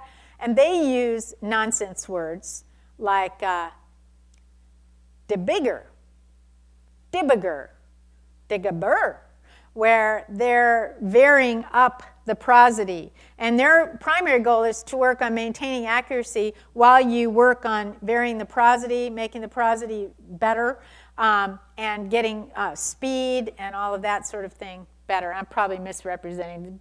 Trish McCabe and Liz would probably be cringing in their boots. In fact, I don't know what you'd look under, but they're going to have a website with examples of REST on it, and it wasn't up the last time I talked with her. So you might want to just do a search for Patricia McCabe, University of Sydney, and look for REST. It's capital R, little e, capital ST. It's in your references. Because it's been shown to be pretty effective for those kids. And they use nonsense words, but I really like their rationale at that point. These are kids that are more accurate than the kids I'm talking about. And the reason I use real words rather than nonsense words is I want these kids, they have no verbal power, or very little. And I want them to be motivated, but mostly I want them to be able to communicate verbally like tomorrow rather than 6 years from now. So I'm an impatient person, which is not a good trait for most of the time, especially when you're driving. But I am a patient person in therapy when it comes to cueing and everything, but when it comes to getting outcomes, I want it tomorrow. So that's why I use the real words. I just find it more motivating for the kids. Now, an exception to that is what came up earlier with these kids who develop these stereotypic over-habituated utterances with very strong semantic meaning. Because if you try to teach them the correct word for that, the correct movements for the word for that, they're going to always go right back to what they've habituated. So you have to do this interim kind of nonsense word that relates, to maybe a different car or whatever it might be, or a different animal or toy that they like. Break that old pattern, and then you can work on the real word. And how do we elicit them? As I said, I don't typically use pictures. I just use repetition, or when we get to more random, just asking a question, because I want them looking at me, not at the picture. All right, choice of stimuli. Well, I'm going to do more of this tomorrow, but I just couldn't go through the first day without discussing this a little bit because I think it's so important. There's a lot of decisions that we need to think about as we devise the initial stimulus set. And they're directly related really to this idea I've been harping on about targeting the movement gesture. And it's especially important to the vowel content. So typically, we suggest choosing the initial stimuli at first. These are the initial stimulus sets based on the vowel layers that you notice in the motor speech exam, as well as syllable shape. So if it's very severe CAS, I tend to try to be careful to maybe only 2 new vowels. So 2 vowels that are typically always distorted. And I'm going to, so for example, I might choose that high, because they just go ha, ha, instead of hi. So we'll work on high and by and maybe mine or some CVC, so that we're varying the co-articulatory context. And then we're going to bring in a couple of words that maybe have vowels they already have or that are very close. I tried, because of that variability of practice, to also not stick to 1 syllable shape when I'm choosing the initial stimuli, but to have at least 2 and often 3 syllable shapes. So maybe a CV, a VC, and a CVC, at least 1 of each of those. So usually I'll begin with the child's current phonemic and phonetic repertoire and consider the syllable shapes they already use. I use the vowel targets and then choose phonemes typically that they already have, or maybe initiate 1 kind of movement gesture with a phoneme maybe they don't have yet to create functional target words. If the child's very severe, I often have the child help me choose the targets, but that doesn't always work. I'm going to show you, first of all, I usually will ask the parent too, what does the child really need and want to say? We'll bring the child into the conversation. Sometimes they participate, sometimes they don't. But I had a child once, this little Chrissy, the one who went to her wedding. She had a twin brother, and that's kind of what happened, is he got all the good stuff and she had a lot of problems at birth. But he bothered her. He was like, he annoyed her constantly, and she wanted to learn to say, leave me alone. And we had only been working with her for like 2 months. We're still like at these beginning levels, you know. And she was really wanting this. So we put it in our stimulus set, and with these methods, she got it within a couple weeks. And you're going to see a little boy on the tape right after the break, or maybe before, who wanted to say wonderful, wonderful words, which is, I guess, some kind of program that they had in the classroom at the time. And all the other kids could say it, and he really wanted to say it, but he really wasn't ready for that. And you'll see him try to struggle with it at the initial time. But anyway, over the course of 1 session, he was accurate. Now, he didn't keep it. We had to work a few more sessions to habituate it. But he got it in 1 session and really surprised me. So we like to bring the kids in, help us, but we also have to be the boss in terms of deciding what's really appropriate and what isn't. All right. Remember to use severity as your guide when choosing the number. Yes. Oh, of course. What you were just saying. So when you say, you know, one thing we've seen with the kids that come to us for research who are diagnosed with apraxia is that they're working on, according to their clinician, they've worked on goals, and when we see them, it's clear that those skills were not maintained. They're not maintained, they're not generalized. So when you talk about your hierarchy and moving across your hierarchy, and maybe you're getting to this, and you think about accuracy levels, because we're all trained to try to collect that information, how do you determine when to move forward? Yeah. So I thought you were going to ask a different question, so I'm going to answer both. So her question was, how do you decide when to move forward? That's pretty easy, because you're going to set a priori very particular criteria for when you move forward. And for me, it's like when they go through this hierarchy of cueing and we're really accurate, we're at normal rate, they vary the prosody, and now I've really reduced the feedback I'm giving them. I'm starting to elicit it, like if the word is something like, no way. You'll see one guy doing that. I might say sporadically throughout this session, do you like to eat dirt? He has to say, no way. Or, then we'll work on something else that he's just starting, and then I'll go, do you like it when your mom makes you go to bed early? No way. Or do you like to lose at your baseball game? So that he's just, and when he can do that with, like 98% over a couple sessions, and I have to be honest. In research, we have to stick to whatever we say. In clinic, I use my gut too. So I follow my criteria that I've set. But if I feel confident, and after 40 years, you can do that. But if you've only got 1 year, you may want to follow your rule. And when they reach that criteria, then it goes out to generalization. But we have real specific things we ask the parents and families to do for generalization. In fact, I've got the clinical assistants. I'll tell them, Connie, and I give her a little card. When you bring Jacob in, try to elicit this and this and this. And everybody's involved.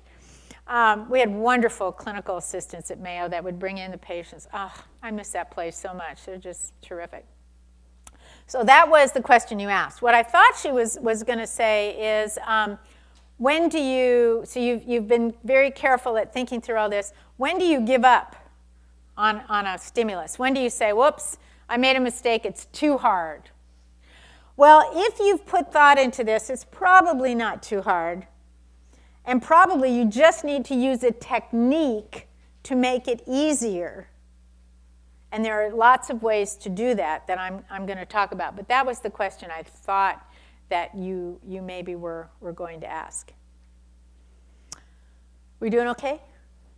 We good?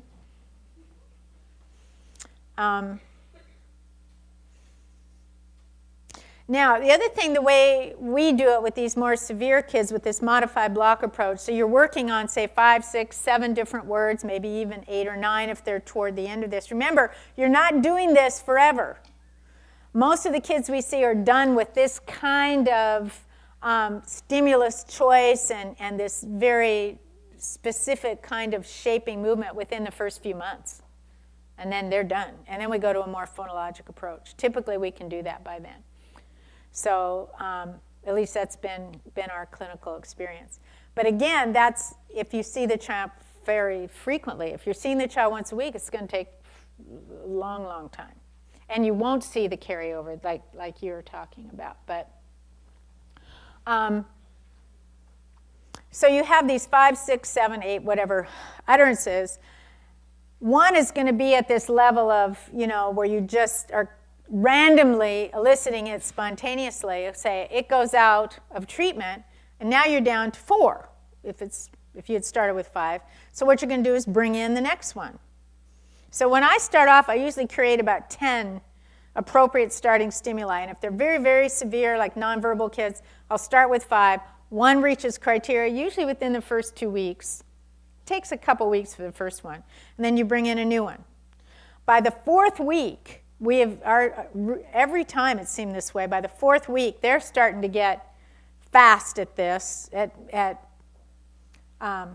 maximizing their accuracy. And then we might bring in 2. 1 goes out and 2 come in, so that we're gradually increasing the set size. So you're not going to stick with the same 5 words forever. Your 1's going to reach criteria and go out, and a new one comes in, and then another one goes out, and a new one comes in, and then another one goes out, and maybe 2 come in. Because they're improving more rapidly, and you feel you can expand your set size. So as each target meets criteria, new one's brought in. As the child improves motor skills, they'll reach its criteria more quickly. And then you gradually increase that size. So these are just examples. These are going to vary considerably from child to child. It's your rationale that's important, but these are examples of what I might have used for very severe, severe, and moderately severe. All right, now thinking about how practice will be organized, we can do blocked practice where each target is practiced in blocks once each session. So you might say if you have 5 words, you're going to work on 1 for 5 minutes, the next one for 5 minutes, the next one for 5 minutes, and so on. Rarely would I recommend ever doing this because the motor learning folks have taught us that can lead to over-habituation of those few, but also you need more distributed practice. And this modified block that I talk about is really in order to get a couple of your targets done more quickly. So in a modified block approach, each target is practiced in varying lengths of blocks, and with some blocks repeated 2-3 times within the session, so that it gets not only more blocks, but more practice trials within each block. And this works really well for younger and more severe children. But let me make sure you understand what I'm talking about, because one time after one of these workshops, I said it just like that, and we went on, and afterwards somebody said, well, I didn't know what you meant by a block. Is anybody confused about a block? Is just you're with the word, and in that block, you're just continually working to shape that accurate movement for that word in that context with repeated trials over and over, anywhere from 20, 30, 40, 50 trials, depending on what you've decided or how the child's doing. And you'll see that on the videos in just a moment. So is this confusing to anybody? Remember, there's no sense all taking our time to do this if you're not sure about what I'm talking about. It's really okay. And if you have the question, so does half the people in the room. And they'll be so happy you asked it. All right, I hope it's clear. So in random practice might be something like where each target is practiced once randomly throughout the session. But as I said, what I try to do is for a particular targeted word, it could be anywhere on that continuum. So maybe I'm still at a blocked practice where I'm really shaping the movement, where another word, I'm randomly eliciting it throughout the session because it's almost done with treatment. So each word might be at a different place. So as each target becomes accurate, natural, normal rate, and can be produced randomly in answer to a question, that one goes out and a new one comes in. So we've already talked about the fact that we have to give specific feedback early when severe. We fade to feedback about results only. That was good, not quite. And we fade to less frequent and sometimes even add a delay. So when we think about treatment methods and techniques, there's no single management procedure, program, method that's most appropriate for CAS, but there are some methods that have been shown to be more efficacious for types of kids with CAS. So DTTC has been shown to be effective for severe children, for example. And there are a number of principles in the literature that are typically accepted as being appropriate or important. Now, treatment methods generally fall into 4 categories. We're going to talk about 3 of them. Articulatory category, which is really integral stem, which we've done in speech therapy for years. Listen to me, watch me, do what I do. Those approaches that are primarily based on tactile or gestural cueing. So an example of that would be prompt. And approaches that are primarily prosodic in nature. And an example of that would be MIT. We'll talk about some of those. We won't be talking about augmentative devices today. I will just say that, of course, these severe children that have limited verbal communication have to have a way to communicate, whether it's a combination of idiosyncratic and real sign and or gesture. They have to have a way to be able to communicate. Some children are going to benefit from augmentative communication. With the real little kids, for whom carrying around a device isn't practical, they leave it places, they play with it more than actually use it, maybe that's not the best way to go at first. Maybe a real combination of naturalistic sign and gesture and idiosyncratic sign, because as someone pointed out, some of these kids have global praxis problems. So they don't have to do like play, they can do this for play. It doesn't matter, as long as they do and the people in their environment know what those signs are. There's a lot of naturalistic gesture that people could use. It's pretty easy and intuitive for kids. Just has to be modeled by the family, and the family needs to use it all the time, just like you use verbal language. It has to be modeled, and people have to use it in context, and we teach the parents how to do that at home so that they have a gestural or idiosyncratic sign system to use. So we always start with that while we're doing kind of speech therapy for these kids. We said that, remember that a lot of times treatment really involves a combination of those 3 perspectives, and the important thing is really to incorporate principles of motor learning. So integral stem, listen to me, watch me, do what I do. This is just basically an approach that uses direct imitation. It emphasizes both the auditory and visual model. Extremely facilitative for kids that have CAS. We know that having the child watch the clinician's face is probably the most powerful cueing strategy. Although for very young kids or kids with attention deficit problems and some cultural things, it can be a challenge to get eye contact. But we have found in our clinic that we just work to extinguish both tactile defensiveness and kids who have an aversion to looking at our face. And we find that with stickers and different kinds of games and all, we can get progressively closer to having them do that. We like to have a lot of that done in the home, so we have the parents come in, teach them how to do these kinds of techniques. And it hasn't, for most children, been a problem that we couldn't overcome within a couple weeks.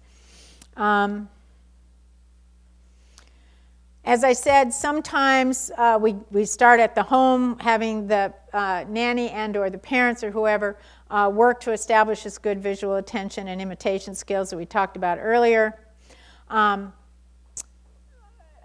was going to make one other point. I guess that was it. It was what we talked about before with the big, the little, the ability to volitionally vary movement parameters.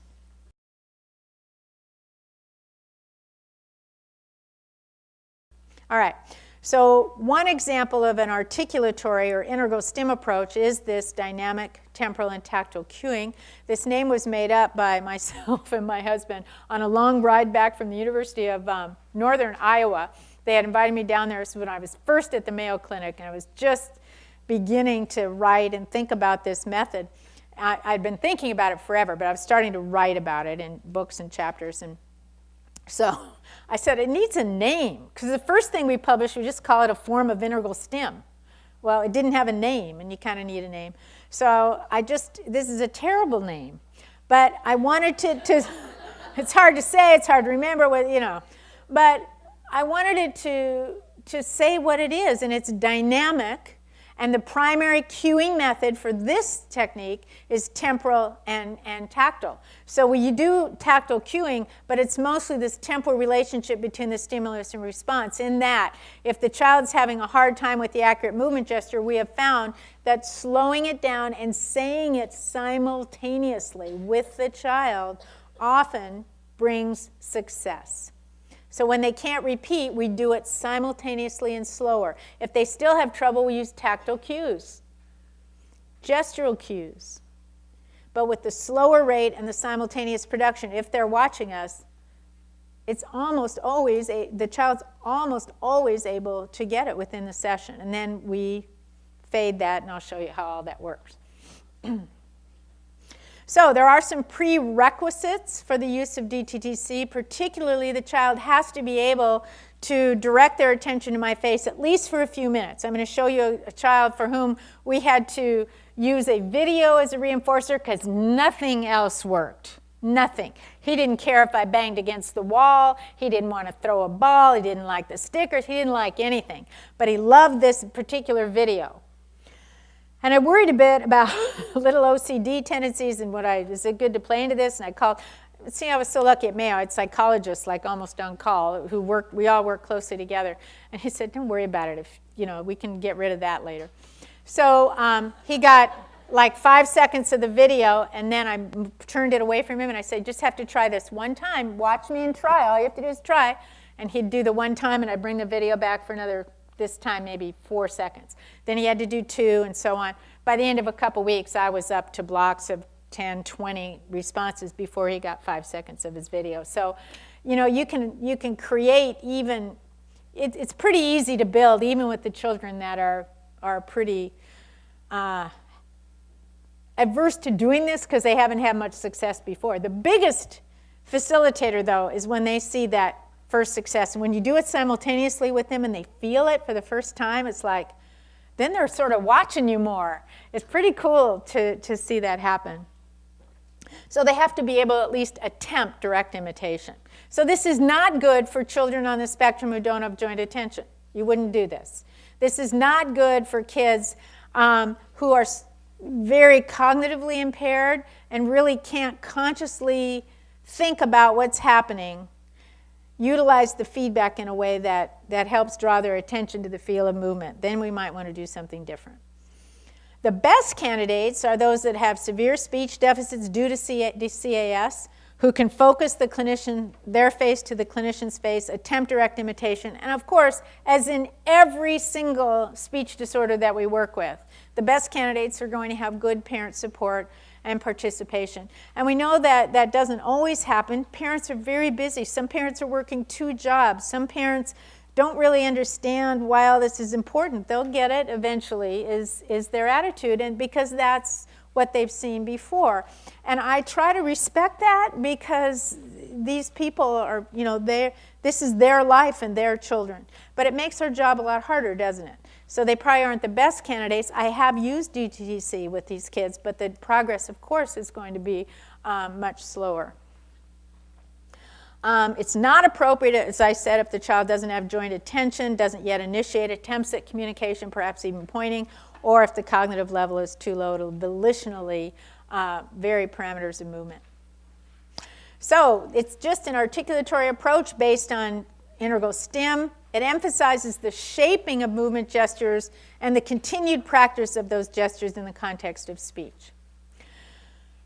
Oh my God, this has got to be 10. I should go in and change these, so we've said that, never mind. Okay, so integral to the method is this use of a specific hierarchy of temporal delay. So I need a volunteer up here so I can just go through the hierarchy once without just reading it to you.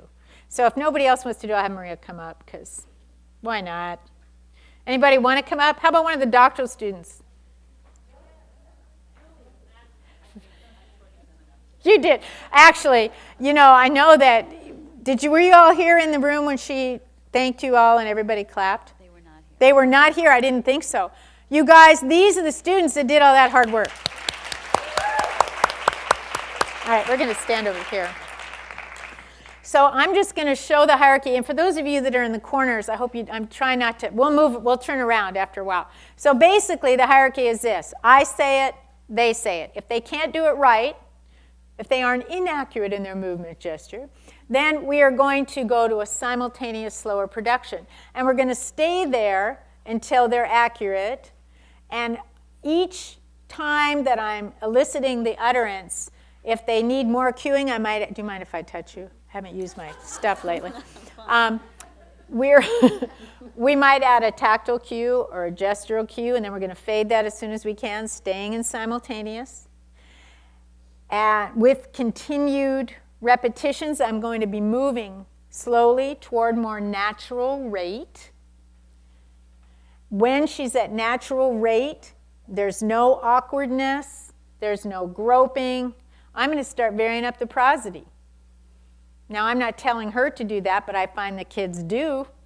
Now, we're doing it simultaneously, so they don't know what I'm going to do, but I don't care how they do it. I just want them to start doing it. When I feel they're pretty secure in all that, I'm going to fade the simultaneous cue to direct imitation. They will almost always fall apart there, even though they've just done it 100 times. So the intermediate thing is to add a mime. So we go simultaneous to direct imitation, I do it, you do it. And when I'm saying I do it, you do it, I'll mime it until I can fade the mime. And then we do the same thing. We do it at direct imitation until she's accurate, normal rate, no groping. We vary the prosody, and then we add a delay. I say it, wait, she says it. And then we meet all those same criteria. When they do that, then we start, then that's good. Then we just stay with the delay. And then we start, if she's really good at that, I'll start shortening the blocks. I may still keep a lot of blocks, but I'll shorten them. And then finally, I'm just doing a couple blocks. And then finally, I'm just doing it randomly throughout the session until she meets this criteria. Then that one's gone and a new one comes in. Okay? Now, I'm not working on just this one, though, right? This one is getting 2, 3 blocks in my session. Another one is getting maybe 2 blocks, and the rest are all getting 1 block. There's no rule. So let's do it once. Let's use, how about mom? Let's say she's very severe. We're just going to do mom. So don't do it right at first. So I'm going to say it. Now, we've done the pre-practice. She knows what's coming. My turn. Mom. Oh, that was such a good try. In Austria, they go, super. Very good try, but wasn't quite right, so I'm going to help you. Let's get our lips together, and I want you to just stay there, and I'm going to say it with you. Oh, good staying there. That's perfect. I like the way you're going. Now, what if she had gone, and kids will do that. I'll say, nope, not quite. Let's make her, just relax. Can you do that? And then they'll usually get there. And I wait till they're in the right position, because this isn't right for mom. Is it? No. So you have to be really careful about that. So she's in the right position, so that's great. Okay, we're going to say it together, slowly. Mom. So I'm just using the tactile cue because she wasn't moving, because she was scared. She isn't sure what we're doing, which is the exact thing a child would do. This simultaneous production is weird. Who does that? We're going to do it together again. Okay, do it with me. Mom. Good. So I didn't have to use the tactile cue that time. Mom. Good. Mom. Good. Mom. Mom. So then 10 times later, now we're at normal, 10, might be 30. We're at more normal rate. Mom. Mom. Mom. Mom. Mom. Mom. So she's normal rate, she's varying the prosody, so we're making all these motor learning kind of things that we know are important to make this motor learning more efficient. And now I'm going to fade the simultaneous clue to direct imitation. But I'm usually going to, I didn't always add the mime. I used to say, just do it if you need to. Lately, I just do it. But you don't really have to. You can wait and add it back in if you need to, but I'll probably do it. Okay, so now we're going to do it. I'll do it first, and then you do it. If you have trouble, I'll help you. My turn. Mom. Ma. Almost. Let's do it again. My turn. Mom. Don't do it. Mom. Okay, she's had 2 tries. Even though she's just done it 100 times, this is typical. I'm going to go back to simultaneous at this point, because I was even using the mime, and she had lost it. It's like, this is perfect, because you work with these kids. It's perfect. That's just what the children will usually do. So we're going to go back. Let's do them together a few more times. Mom. Good. Mom. You got your lips together. Nice. Mom. You're doing it just like me. Mom. Good. Now, I might stop being loud, but you keep going, okay? Mom. Mom. Louder. Mom. Mom. Mom. Good, good. So I was just utilizing the mime. Now I'm going to tell her, now I might stop talking. You keep going. And then we'll take turns, okay? My turn. I'm sorry. First we're going to do it together. Mom. Good. Mom. Mom. Mom. My turn. Mom. Mom. Good. Mom. Mom. Mom. Mom. So that's after 10 or 20. It wouldn't happen that fast. And then I'm going to mix it up. Let's be really mad. Mom! Mom. Let's be quiet like we're in church. Mom. Good. Mom, now you're out in the backyard. Mom. Mom. Excellent. So that way we varied up the prosody. So now we're ready to add a delay. So I'm going to have you wait. This one's really hard because this is also weird. I mean, who does this? So I'm saying I'm going to have you wait. When I touch you, you can go, okay? My turn. Mom. Mom. Good. You took a little time, but that's okay. You were thinking about it. I like that. Mom. Mom. That time I added a mime because she really had to work at the programming, and I consider that to be, not what we need yet. So I added the mime, and I probably stay with the mime 5 to 10 times. Again, there's one of the hard things, but one of the things I like about DTTC is it isn't so prescribed. I don't like it so, some things out there are very prescribed. And I think you've got to use your clinical thinking. Does the child need more help or less help? The idea, the concept is when they falter, you add a cue, whether it's go back to simultaneous or add a mime, or when you feel like they're pretty solid, then you back away and add the delay. That's the deal. Thank you. So that's the hierarchy of temporal delay. And yes, she deserves that hand. So that's what I mean by this temporal hierarchy. And the rationale for it is that we want to guide the shaping of more accurate movement, because what we're really doing, I believe, is giving the brain more time and more practice in doing the kind of processing that we believe is inefficient.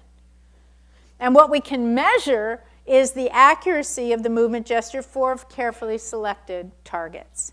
So in a sense, we're reaching our goal, which is to help the child take increasing responsibility for doing this movement specification. Yeah, we've already talked about that. Paradigmatic shift from our thinking about sounds. Okay, there's a question in the back. Yes, do we have a, she's way back there, so you.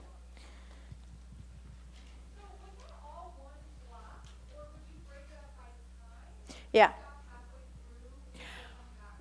Yeah, that's a very good question. That was actually a demonstration of the temporal hierarchy. So it wasn't really a block at all.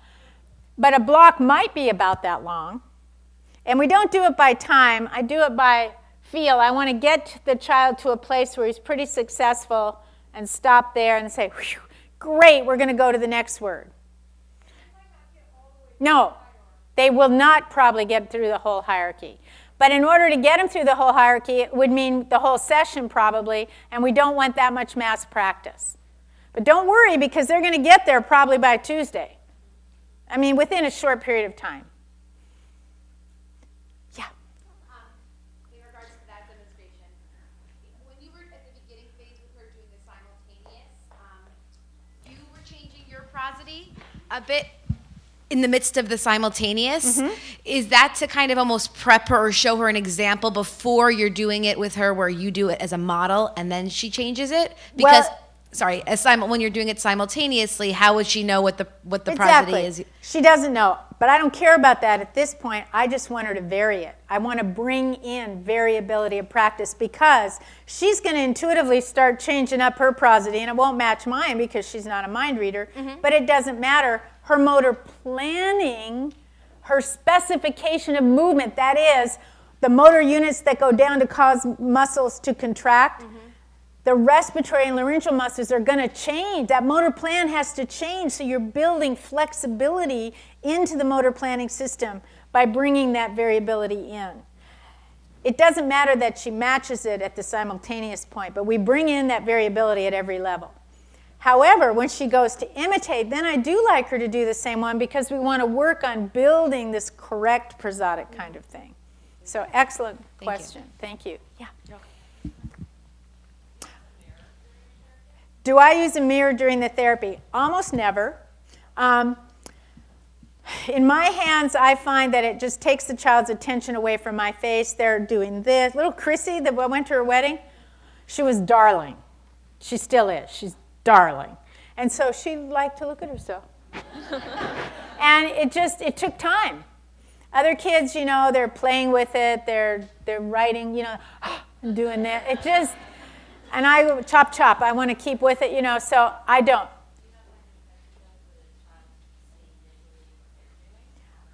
No, I don't, for the most part, because I want them to rely on their intrinsic feedback that they'll have during speech. They aren't going to be watching themselves. They're going to be watching other people and just feeling themselves. So I don't do that for that reason.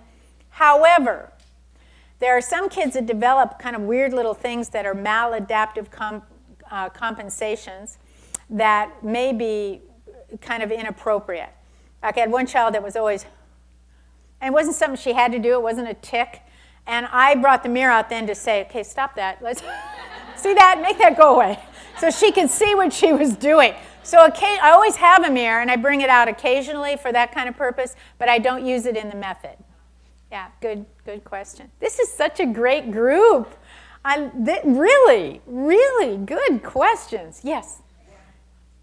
What about A wide mirror where you're both looking into the mirror. Yeah, it's still, in my hands, it's more, nothing's right or wrong. In my hands, it's more distracting than facilitative, so I don't do it.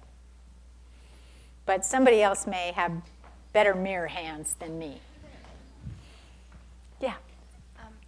You said like you want to avoid mass practice, so how do you know when to stop, like if they're not getting it when Yeah. you're doing the simultaneous? Yeah, well, if they're really not getting it, I'm at the simultaneous, I'm going to do another technique that I'm going to talk to you about in a minute, because I don't want them, if they really can't do it simultaneous, and I've worked at it for like 10 or 11 tries and they're not getting better, then I have to make it simpler. And I'm going to do that by taking out half of the programming requirements. That is, I'm going to take out all the respiratory specifications and all the laryngeal. And I tell them, okay, this one's hard. We're going to try it another way. We're not going to talk. We're just going to move. Can you just move? Let me see you do that. Let's do it this way. Okay, now we're going to move like for moo. Can you do like this? Something real simple. So they get the idea. And then let's say it's, hi, Mom. Then we're just going to do this. Very effective. I'm going to show you a sample of that on the video. And you'll see almost always, if you slow it down, do it simultaneous, and just have them do the movement without the voice, you cut the programming requirements basically in half, and they almost always get it pretty easily. And just to clear up with the varying the prosody, do you wait till they have, do you wait till they have actually mom, or would you do it if they just had ma?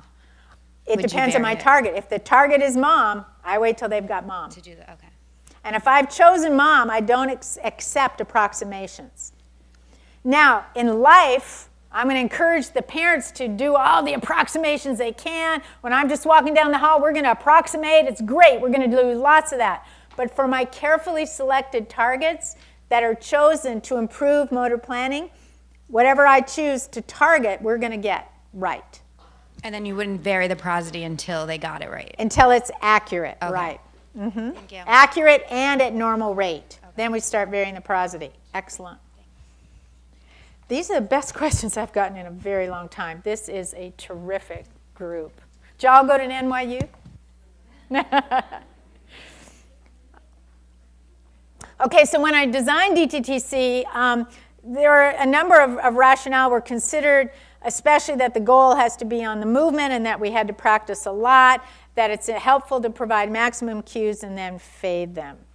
So again, the procedures were simultaneous to immediate, to repetition after delay, to spontaneous production. First, providing maximum support and fading that. Now, as you can see, these are the major categories, but there's a lot of back and forth. So when we first wrote about that, I spent forever trying to think of a graphic or figure that would show this. And in the book I did with Tony Caruso on clinical management of motor speech in kids, we have this nice graphic that shows this is always changing. It's adding and fading. It isn't this versus this, then this. In fact, this technique kind of came from Jay Rosenbeck, who in 1973, I believe, wrote an article on the 8-step continuum for treatment of apraxia of speech in adults. And I was right out of school. And really, by this time it was, he wrote in 73, it was like 76 when I read it. And I was in a private practice primarily so I could work in hospitals. People didn't hire speech pathologists then. You had to have a contract with a hospital, and they contracted you in. So I started this private practice, and I had contract with a major hospital and some nursing homes, and then I could do medical speech pathology, which is what I wanted to do. So I'm working with these adult apraxic patients. I'd never had one in school. I didn't know what I was doing, and I had made a deal with myself that I was going to read one article a week. And in those days, we had Journal of Speech. In those days, I'm such an old person. Journal of Speech and Language Disorders, and that was very similar to today's AJSLP, the more clinical journal. And so Jay was writing a lot about apraxia of speech at that time, and he had this article in the 8-step continuum, and it was basically kind of like this, only with like 5 more steps. And it was discrete. So you stayed at immediate till they reached a certain criteria, then you went to direct imitation, then you went to delay, then you read it off a card, then you wrote it. I mean, it was for aphasic apraxic people. So all of a sudden, after not being very successful, these patients I was seeing really were making progress. So after crying all the way home one night about all the people I didn't help, I'm so stupid, kind of thing, I just decided to be happy that I finally read this article and I had something that worked. Because we all do that, right? We all learn, we keep learning. So when I started working with all these kids that seemed to have similar characteristics and we were using the same term, I thought, I'm going to use Jay's technique. And I started doing it. And it just didn't work. And the kids were frustrated and I was frustrated. And I thought, what the heck is going on? And then I finally realized, remember, I'm not the smartest one in the bunch. I'm just persistent. It took me a while. But I finally realized these kids have never spoken. They don't even know what it feels like in their mouth. They likely haven't developed these motor plans. We weren't doing rehabilitation like we were with the adults. We were teaching these kids. We were strengthening the synaptic kind of networks that are involved in this kind of planning and programming. So I thought, well, maybe it just needs to be more dynamic. So I started mixing it up. And as soon as they had trouble, I'd add the cue and then I'd fade it. And this was kind of before the motor learning principles. This is just kind of common sense kind of stuff. So I want to trust your common sense. Just think rationally about what are you trying to change. You'll be able to come up with all wonderful ideas. You don't have to wait for somebody else to think of it and write it down. I'm this little speech pathologist from Modesto, California. I had no formal PhD training at that time when I first started doing this. So, you know, it's the old adage, if I can do it, anybody can do it. We just have to trust ourselves. So anyway, it took a long time. I figured out that it had to be more dynamic, and that was the key. And then these kids really started changing. So live and learn. All right, so we've already gone through all of that with a nice person. Let me say, so we go to simultaneous. And this goes back to your question, if you feel your stimulus was appropriate, and usually it will be, you may just want to produce the movement without the voice. And this reduces the motor planning requirement because you take out all those commands for the respiratory and laryngeal systems. And then slowly we build in a whisper and then finally come to the voice. It's really cool. This works really well. So, at each of these levels, when the child gets to the point where they're accurate with no struggle or groping, and they've normal rate and we're able to vary the prosody at least a little bit, then you can go to the next level, where you go back to direct imitation or at a delay. But it's not uncommon to have to go back and forth between these a few times before they're stable at any one of these levels. It's very common. So you just continue with adding and fading the cue, etc., the delay. And then, of course, at the end, you're going to elicit the utterance spontaneously with questions. And at that point, you're going to do it more randomly. Let's look at some therapy clips now of some of these same kids.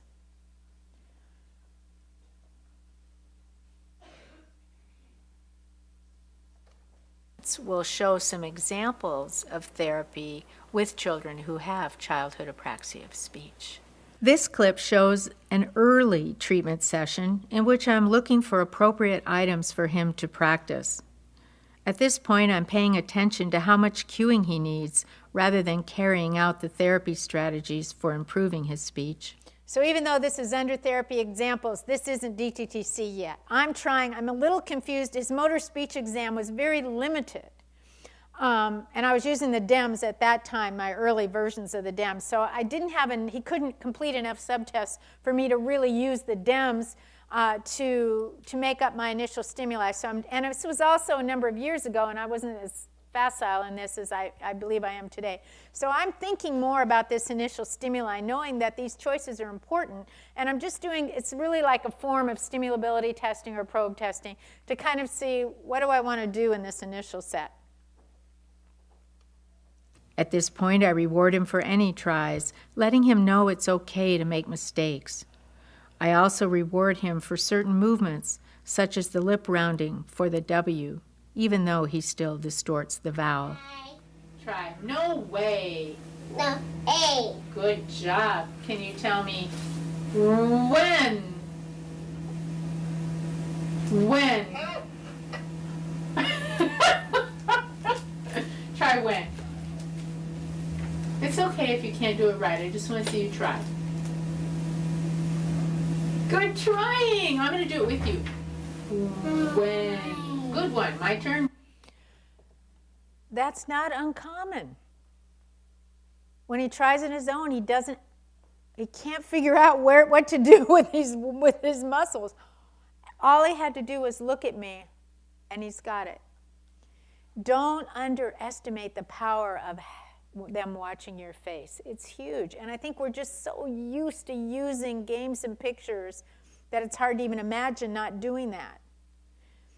But I've worked every single day for 16 years without them. Believe me, they do well. And I want to encourage you to try it. And with these kids, not with all kids. Good for you. This clip shows a therapy strategy in which the clinician and the child say the word or phrase at the same time. Notice how he does better when he looks at the clinician. After he is fairly accurate, we move to imitation. This is harder for him, so we can either go back to saying the word together, or, as you'll see in this clip, have him repeat the word while watching me mouth the word at the same time. Gestures and slowed rate are other cues used in this clip. Notice how slowly we move toward normal rate with continued practice. No way. No way. Good job, very good. Do you like to eat dirt? Good trying, that was very good. Say, no way. No way. Good job. So I was doing it simultaneously. Let me tell you why I threw that in. Remember when they're really accurate and they've been through the whole hierarchy, at the end we're randomly getting it in answer to a question. Well, the other thing I worry about with this kind of technique is that it's so rote repetition. It's out of language context, and I don't like that. So I'll often, throughout, even though we're working hard to shape it, every now and then I'll just throw in a question that makes it linguistically meaningful and relevant. So he's reminded, oh yeah, this is words we use that mean something.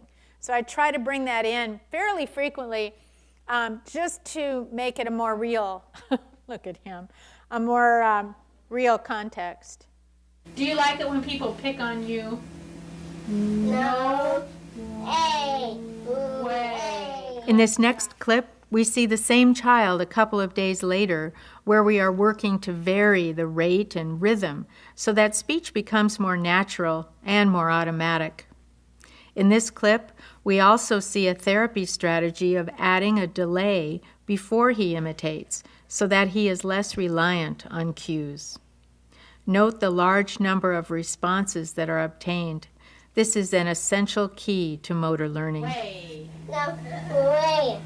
No way. No way. No way. No way. No way. No way. No way. No way. No way. No way. No way. No way. Okay, let's see if you can wait. No way. No way. Good. No way.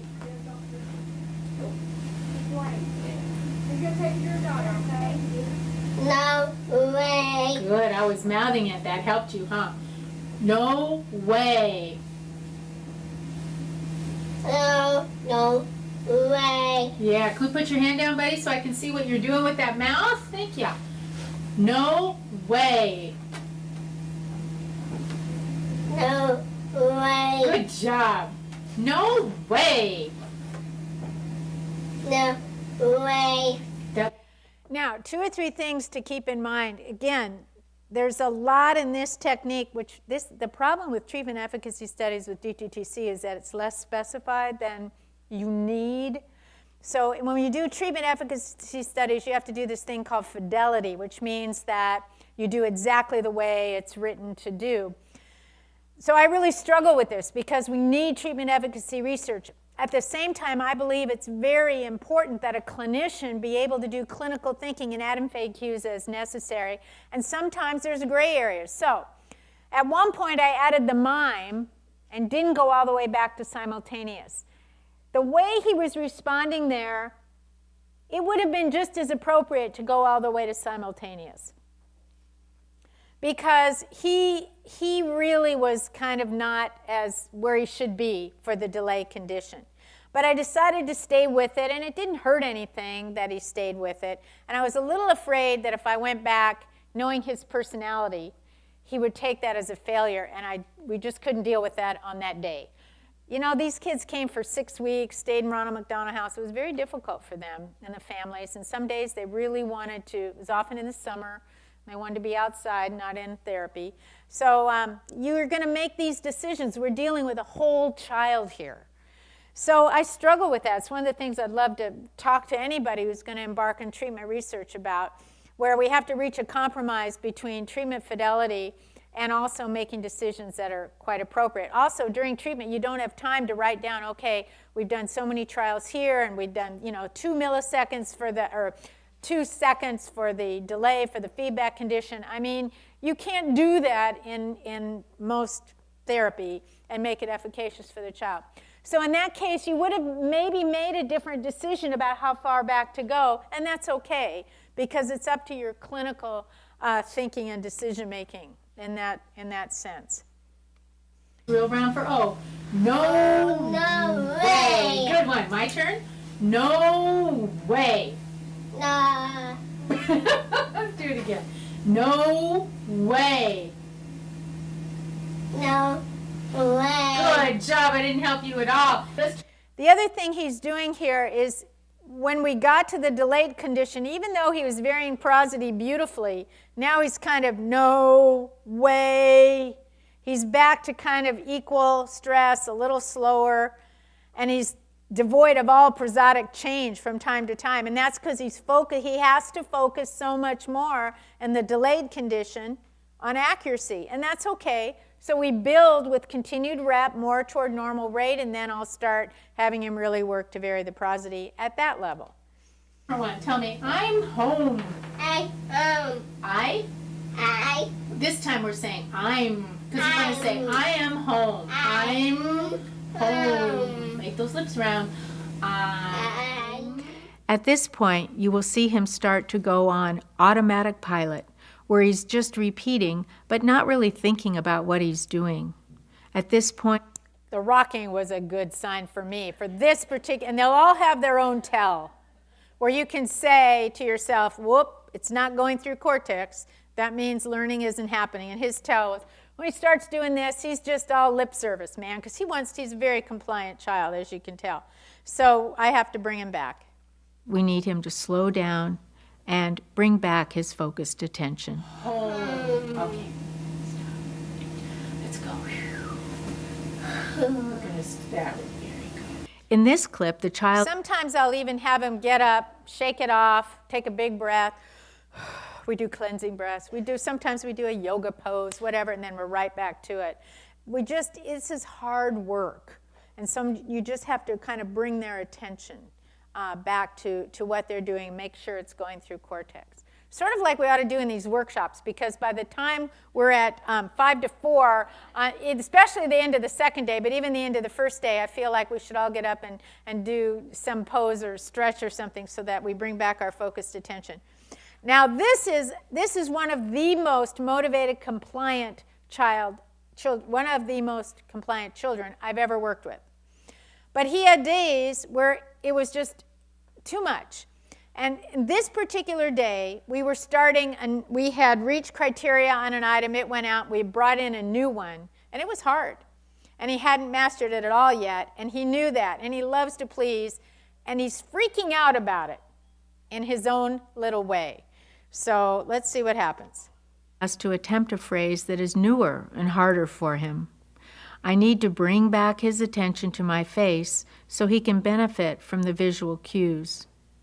We often have the child stay in an initial position for the first sound a little longer to help him get a better feel for it. Now, I said, I really don't mind if they're sitting on the couch. I don't mind if they're even slouched a little. But I can't have that, right?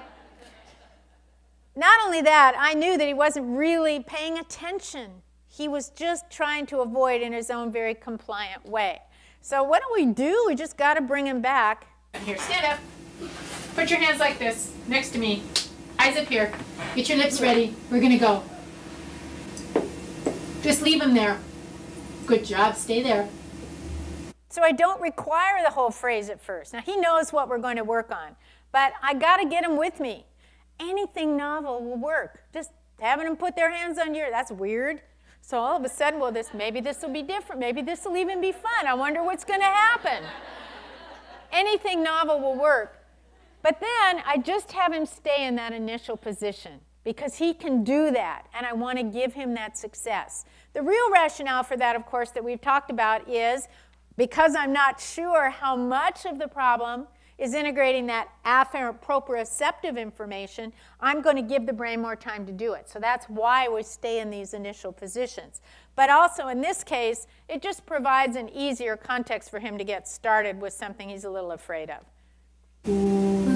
Why? Very good. Let's just say why a few times. You ready? Why? Good. Why? We're just not whine, honey. Why? Finish with the E. Why? Good.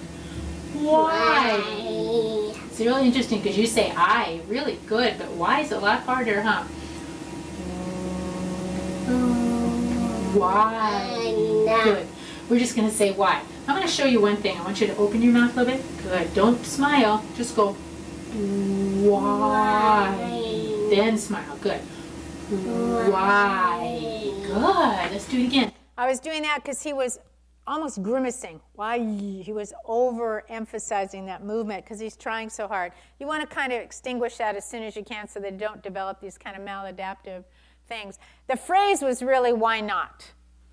Because that's a common thing for kids to say, and his mom was kind of directive, and she'd say, can I do this? No. Why not? It was a very good thing. But what the trouble was, he was using it as one word, and he was not getting the movement transition just right. So I wanted to work on why for a minute just to get rid of this stuff.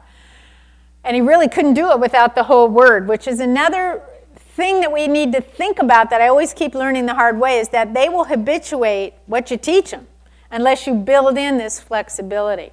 So we're doing that for that reason and trying to get rid of that kind of aberrant facial positioning. Why? Yeah. See, if you sit way up here and watch me, we get better. Okay, watch it. Why? Good one. Why? Good. Why? Why? Does Mom ever say, 'cause I said so? When you ask her why? How do you sign why? You have a sign for, yeah, very good. Now you can say it, huh? Why? Good. Let's do it faster. Why? Why? You're starting nice and... As soon as I asked him to, let's try to go a little faster, that posturing started again, and I didn't extinguish it on the first time, and I should have. So just show you what we do is hard, you know, and I really want to encourage you to videotape yourself as you start to practice with this technique, because you'll see things that you do that probably, not just with this technique, but just in general, that you think, why do I do that? I didn't even know I did that. For me, it's my enthusiasm takes over and I go too fast. Way too fast sometimes. And I still do it after 40 years. And I videotape myself all the time because I teach, and who else am I going to videotape? So I do it all the time, and I'm always learning, but I even put little Post-it notes up. Don't over-exaggerate, slow down, slow down, slow down. Because I just want him to I go too fast. And sometimes you can't do that. You shouldn't do that. Why? So I should be getting rid of that. Good job. You can rest your mouth. Yeah, now I do it. I waited way too long for that. Now go. Why not? Why not? That was beautiful. Although this child can say the I vowel in some words like buy, he has more trouble in more complicated words like bike. Now, this is, he couldn't do it in Y either. So he could do I perfectly in isolation. It's one of those few vowels we can say in isolation because we say I and we say I. But to try to say Y, you saw how much trouble he had. He finally got by, but as soon as you change the co-articulatory context, that vowel would be distorted again, which goes to show that we're not really using building blocks. Instead, we're really working on improving the ability to do the movement gesture for any particular vowel or syllable shape as you vary the co-articulatory context. I want to get to some of the common problems, so we're going to skip this example and go to the last child. Oh no, we'll give 2 kids. I want to play a little bit of this child. This is a child where this is the one that needed the video. He's quite severe. One of the things I'll point out is with these little kids that really need to watch my face, I put them up on my desk so my face is like at the same level as theirs. You'll notice I'm over-exaggerating. That's mostly at this point to keep his attention. For most kids, you never want to do that over-exaggeration on the video. We give him short video breaks after each period of practice. This keeps his attention to our face. Over time, we can increase the severe apraxia. We work to quickly refine the movement. I'm so sick of myself. Good job. Out. Out. Out. Out. Out. Out. Now, we had decided to do 2 or 3, but he was on a roll, and he hadn't really produced the vowel that well before, and he knew he had it. So he was going for it, and then he remembered, hey, where's my video? So we had a deal where he had to ask for it when he wanted more. Now, he's still kind of out. He's adding that extra thing. Very soon I extinguished that, but he hadn't ever got the ow until that day, so I didn't want to bug him, and I didn't think with just 10 or 20 more trials that I'd over-habituate that.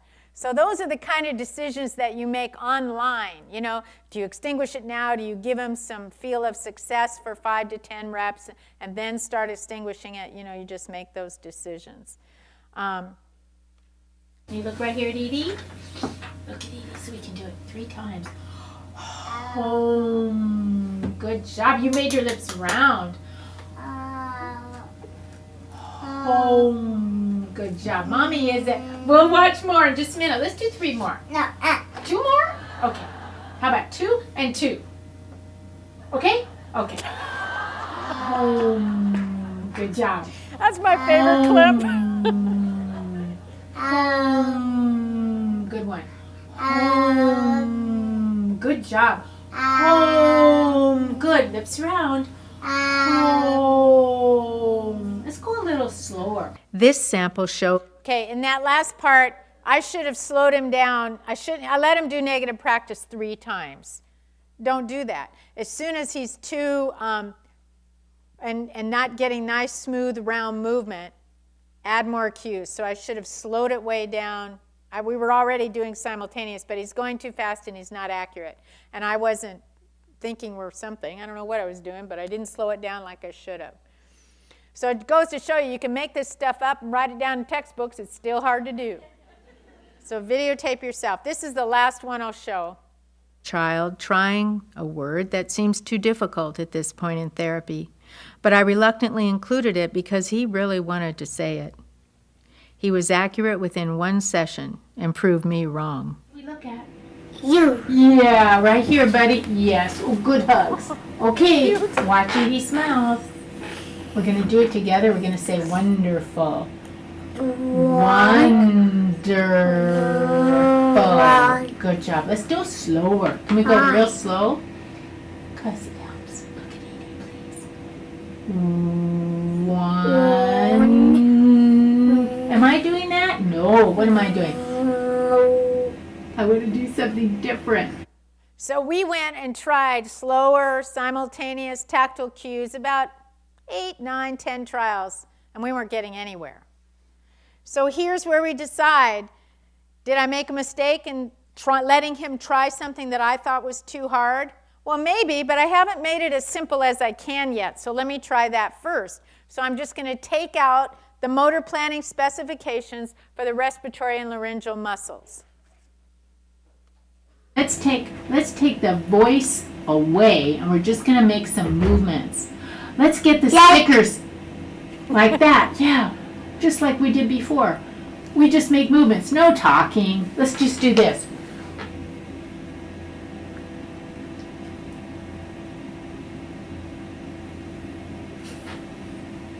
Good job. That's how we do it. Let's do it again. That's it. Go slower, though. 1. So we did that for about 10, 12 times. He actually got that pretty quickly. As you could see, on the second try, he was almost there. And then we brought in the whisper for about 10 tries, and now I'm bringing in the voice. Oh, you did it! Did you think you could do it? No. Did you do it? Yes. Wonderful words. You want to say that, huh? Let's do it together. Wonderful. Wonderful. Beautiful. Do it again.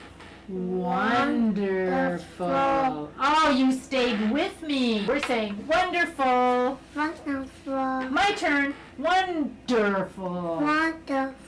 Good job. Wonderful. Oh, wonderful. Good job. Wonderful. Get lips round. Wonderful. Keep in mind, there are many different... So as I said, he got it in one session. Now, he didn't keep it.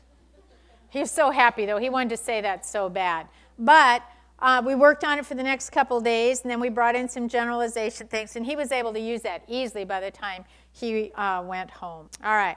So here's a few other examples. REST, or rapid syllable transition. I like this approach because it incorporates theories of motor control and learning. They really, in this approach, work on prosody, naturalness, and generalization or motor learning. So the goal is to maximize long-term maintenance and generalization. It involves intensive practice in producing multisyllabic pseudo words, so something like too bigger, etc. You transition rapidly and fluently from one syllable to the next, and you practice in the control of melody, if you will, in the form of relative emphasis or stress. So this is for kids that are more accurate, but still need a lot of work on naturalness and prosody. So, oops, I'm going the wrong way. There's been good efficacy data for this as well.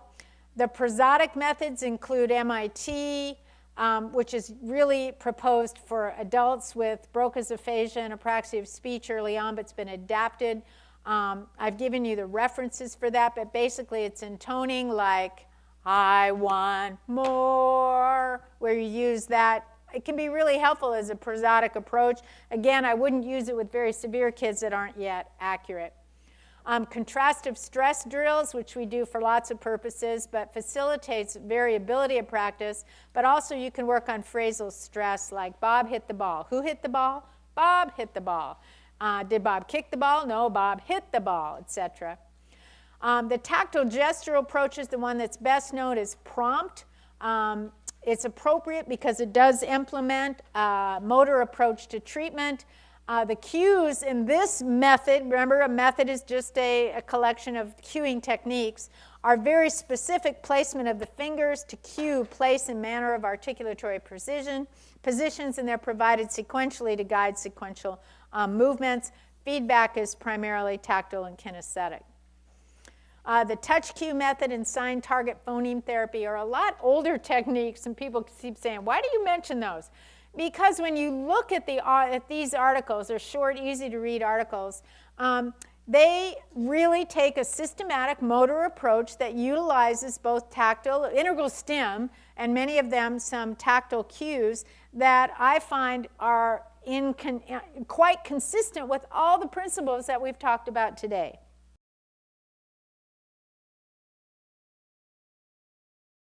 Now, as almost always happens in the one day, we don't have time to go into all the special problems. Actually, I don't usually include it in the one day because we cover this in day 2. But I put it in the handout for the day 1 because if you don't come tomorrow, I wanted you to at least be able to read the handouts. And I think you'll find most of what we talked about, most of what you'll read in the handout related to these special problems, I've already talked about, at least to some degree. I think the thing that's a little bit different that I'll mention here is the vowels can be hard to work on, and what I find to be most helpful is to get the jaw height in the right place to begin with. So if you're going to do I, we don't start I like we're doing. We don't start like this. We start right about, and getting that child to get to the right vowel height and stay there.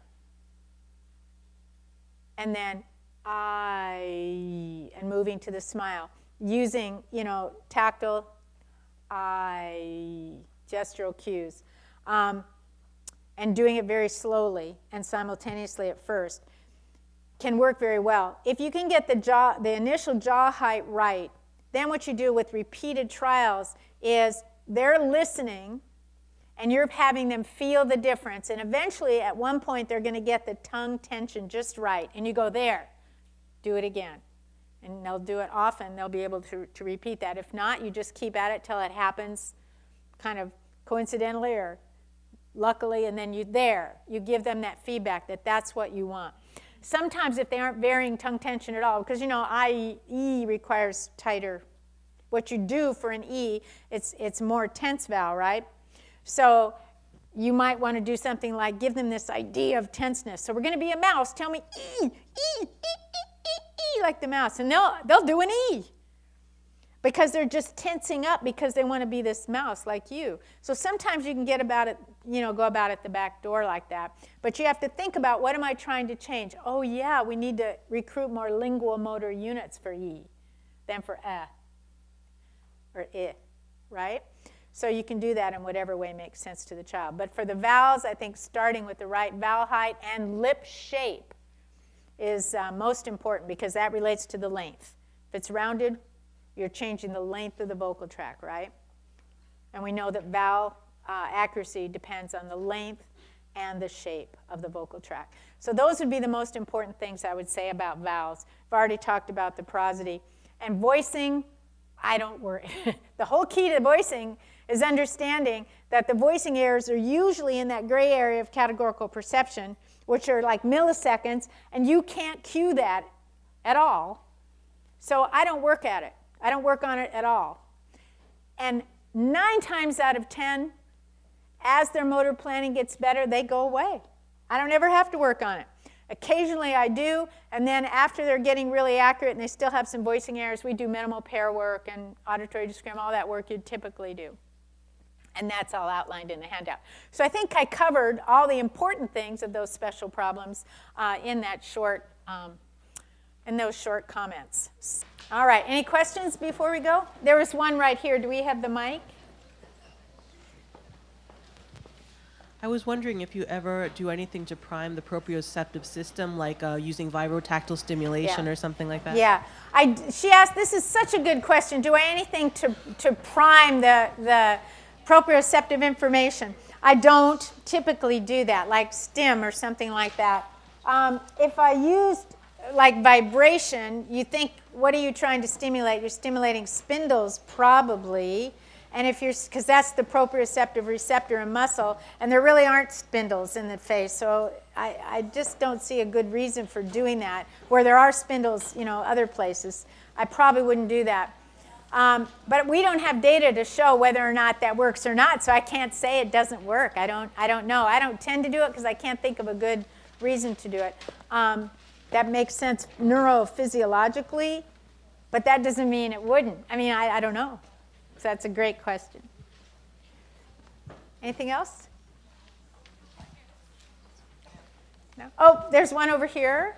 And there's one over, go ahead, and then you can go over there. I was looking at all of the examples and the targets that you have, but I don't really notice much with consonant blends. Right. That's because this course was focused more on the severe end, because that's what DTTC is for. So I don't start with any of those. However, DTTC has been used by Edwin Moss and others with later developing sounds and with blends. So certainly it can be utilized at that level. Thank you. I have a feeling that I'm the only one who didn't get this part, but I still want to ask. When you mentioned over-habituation a few times, that by doing mass practice, you risk over-habituating a behavior. And if the behavior is correct and the child just keep practicing a correct behavior, what exactly do you mean by over-habituation? Well, that's a really good question. What do I mean by over-habituation? Only that that particular one might become very habituated and they might be able to use that easily. But the movements within that, let's say what you're over-habituating is high, they may not be able to use that movement for the nucleus of the vowel I if you change the co-articulatory context, because it's so habituated in that one articulatory context. So if you went from high to my, or by, or bike, or mine, he might have a harder time making that transition if you've already over-habituated it in that one context. Because you have to think it's not the phoneme, it's the movement gesture, and it's going to be different as soon as you change the co-artic context. Excellent question. We have a question over here. Yeah. Hi, Dr. Strand, thank you for this wonderful talk.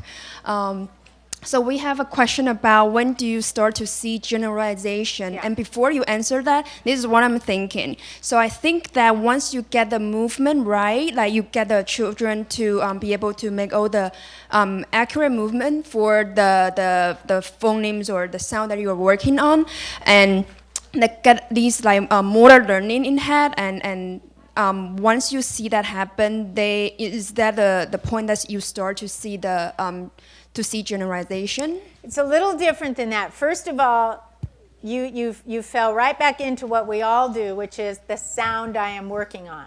I never target a phoneme or a sound. So really what I'm doing is targeting a movement gesture. We do find that those really start to generalize, and I only have data from my own treatment efficacy research, and that was always done at high dosage.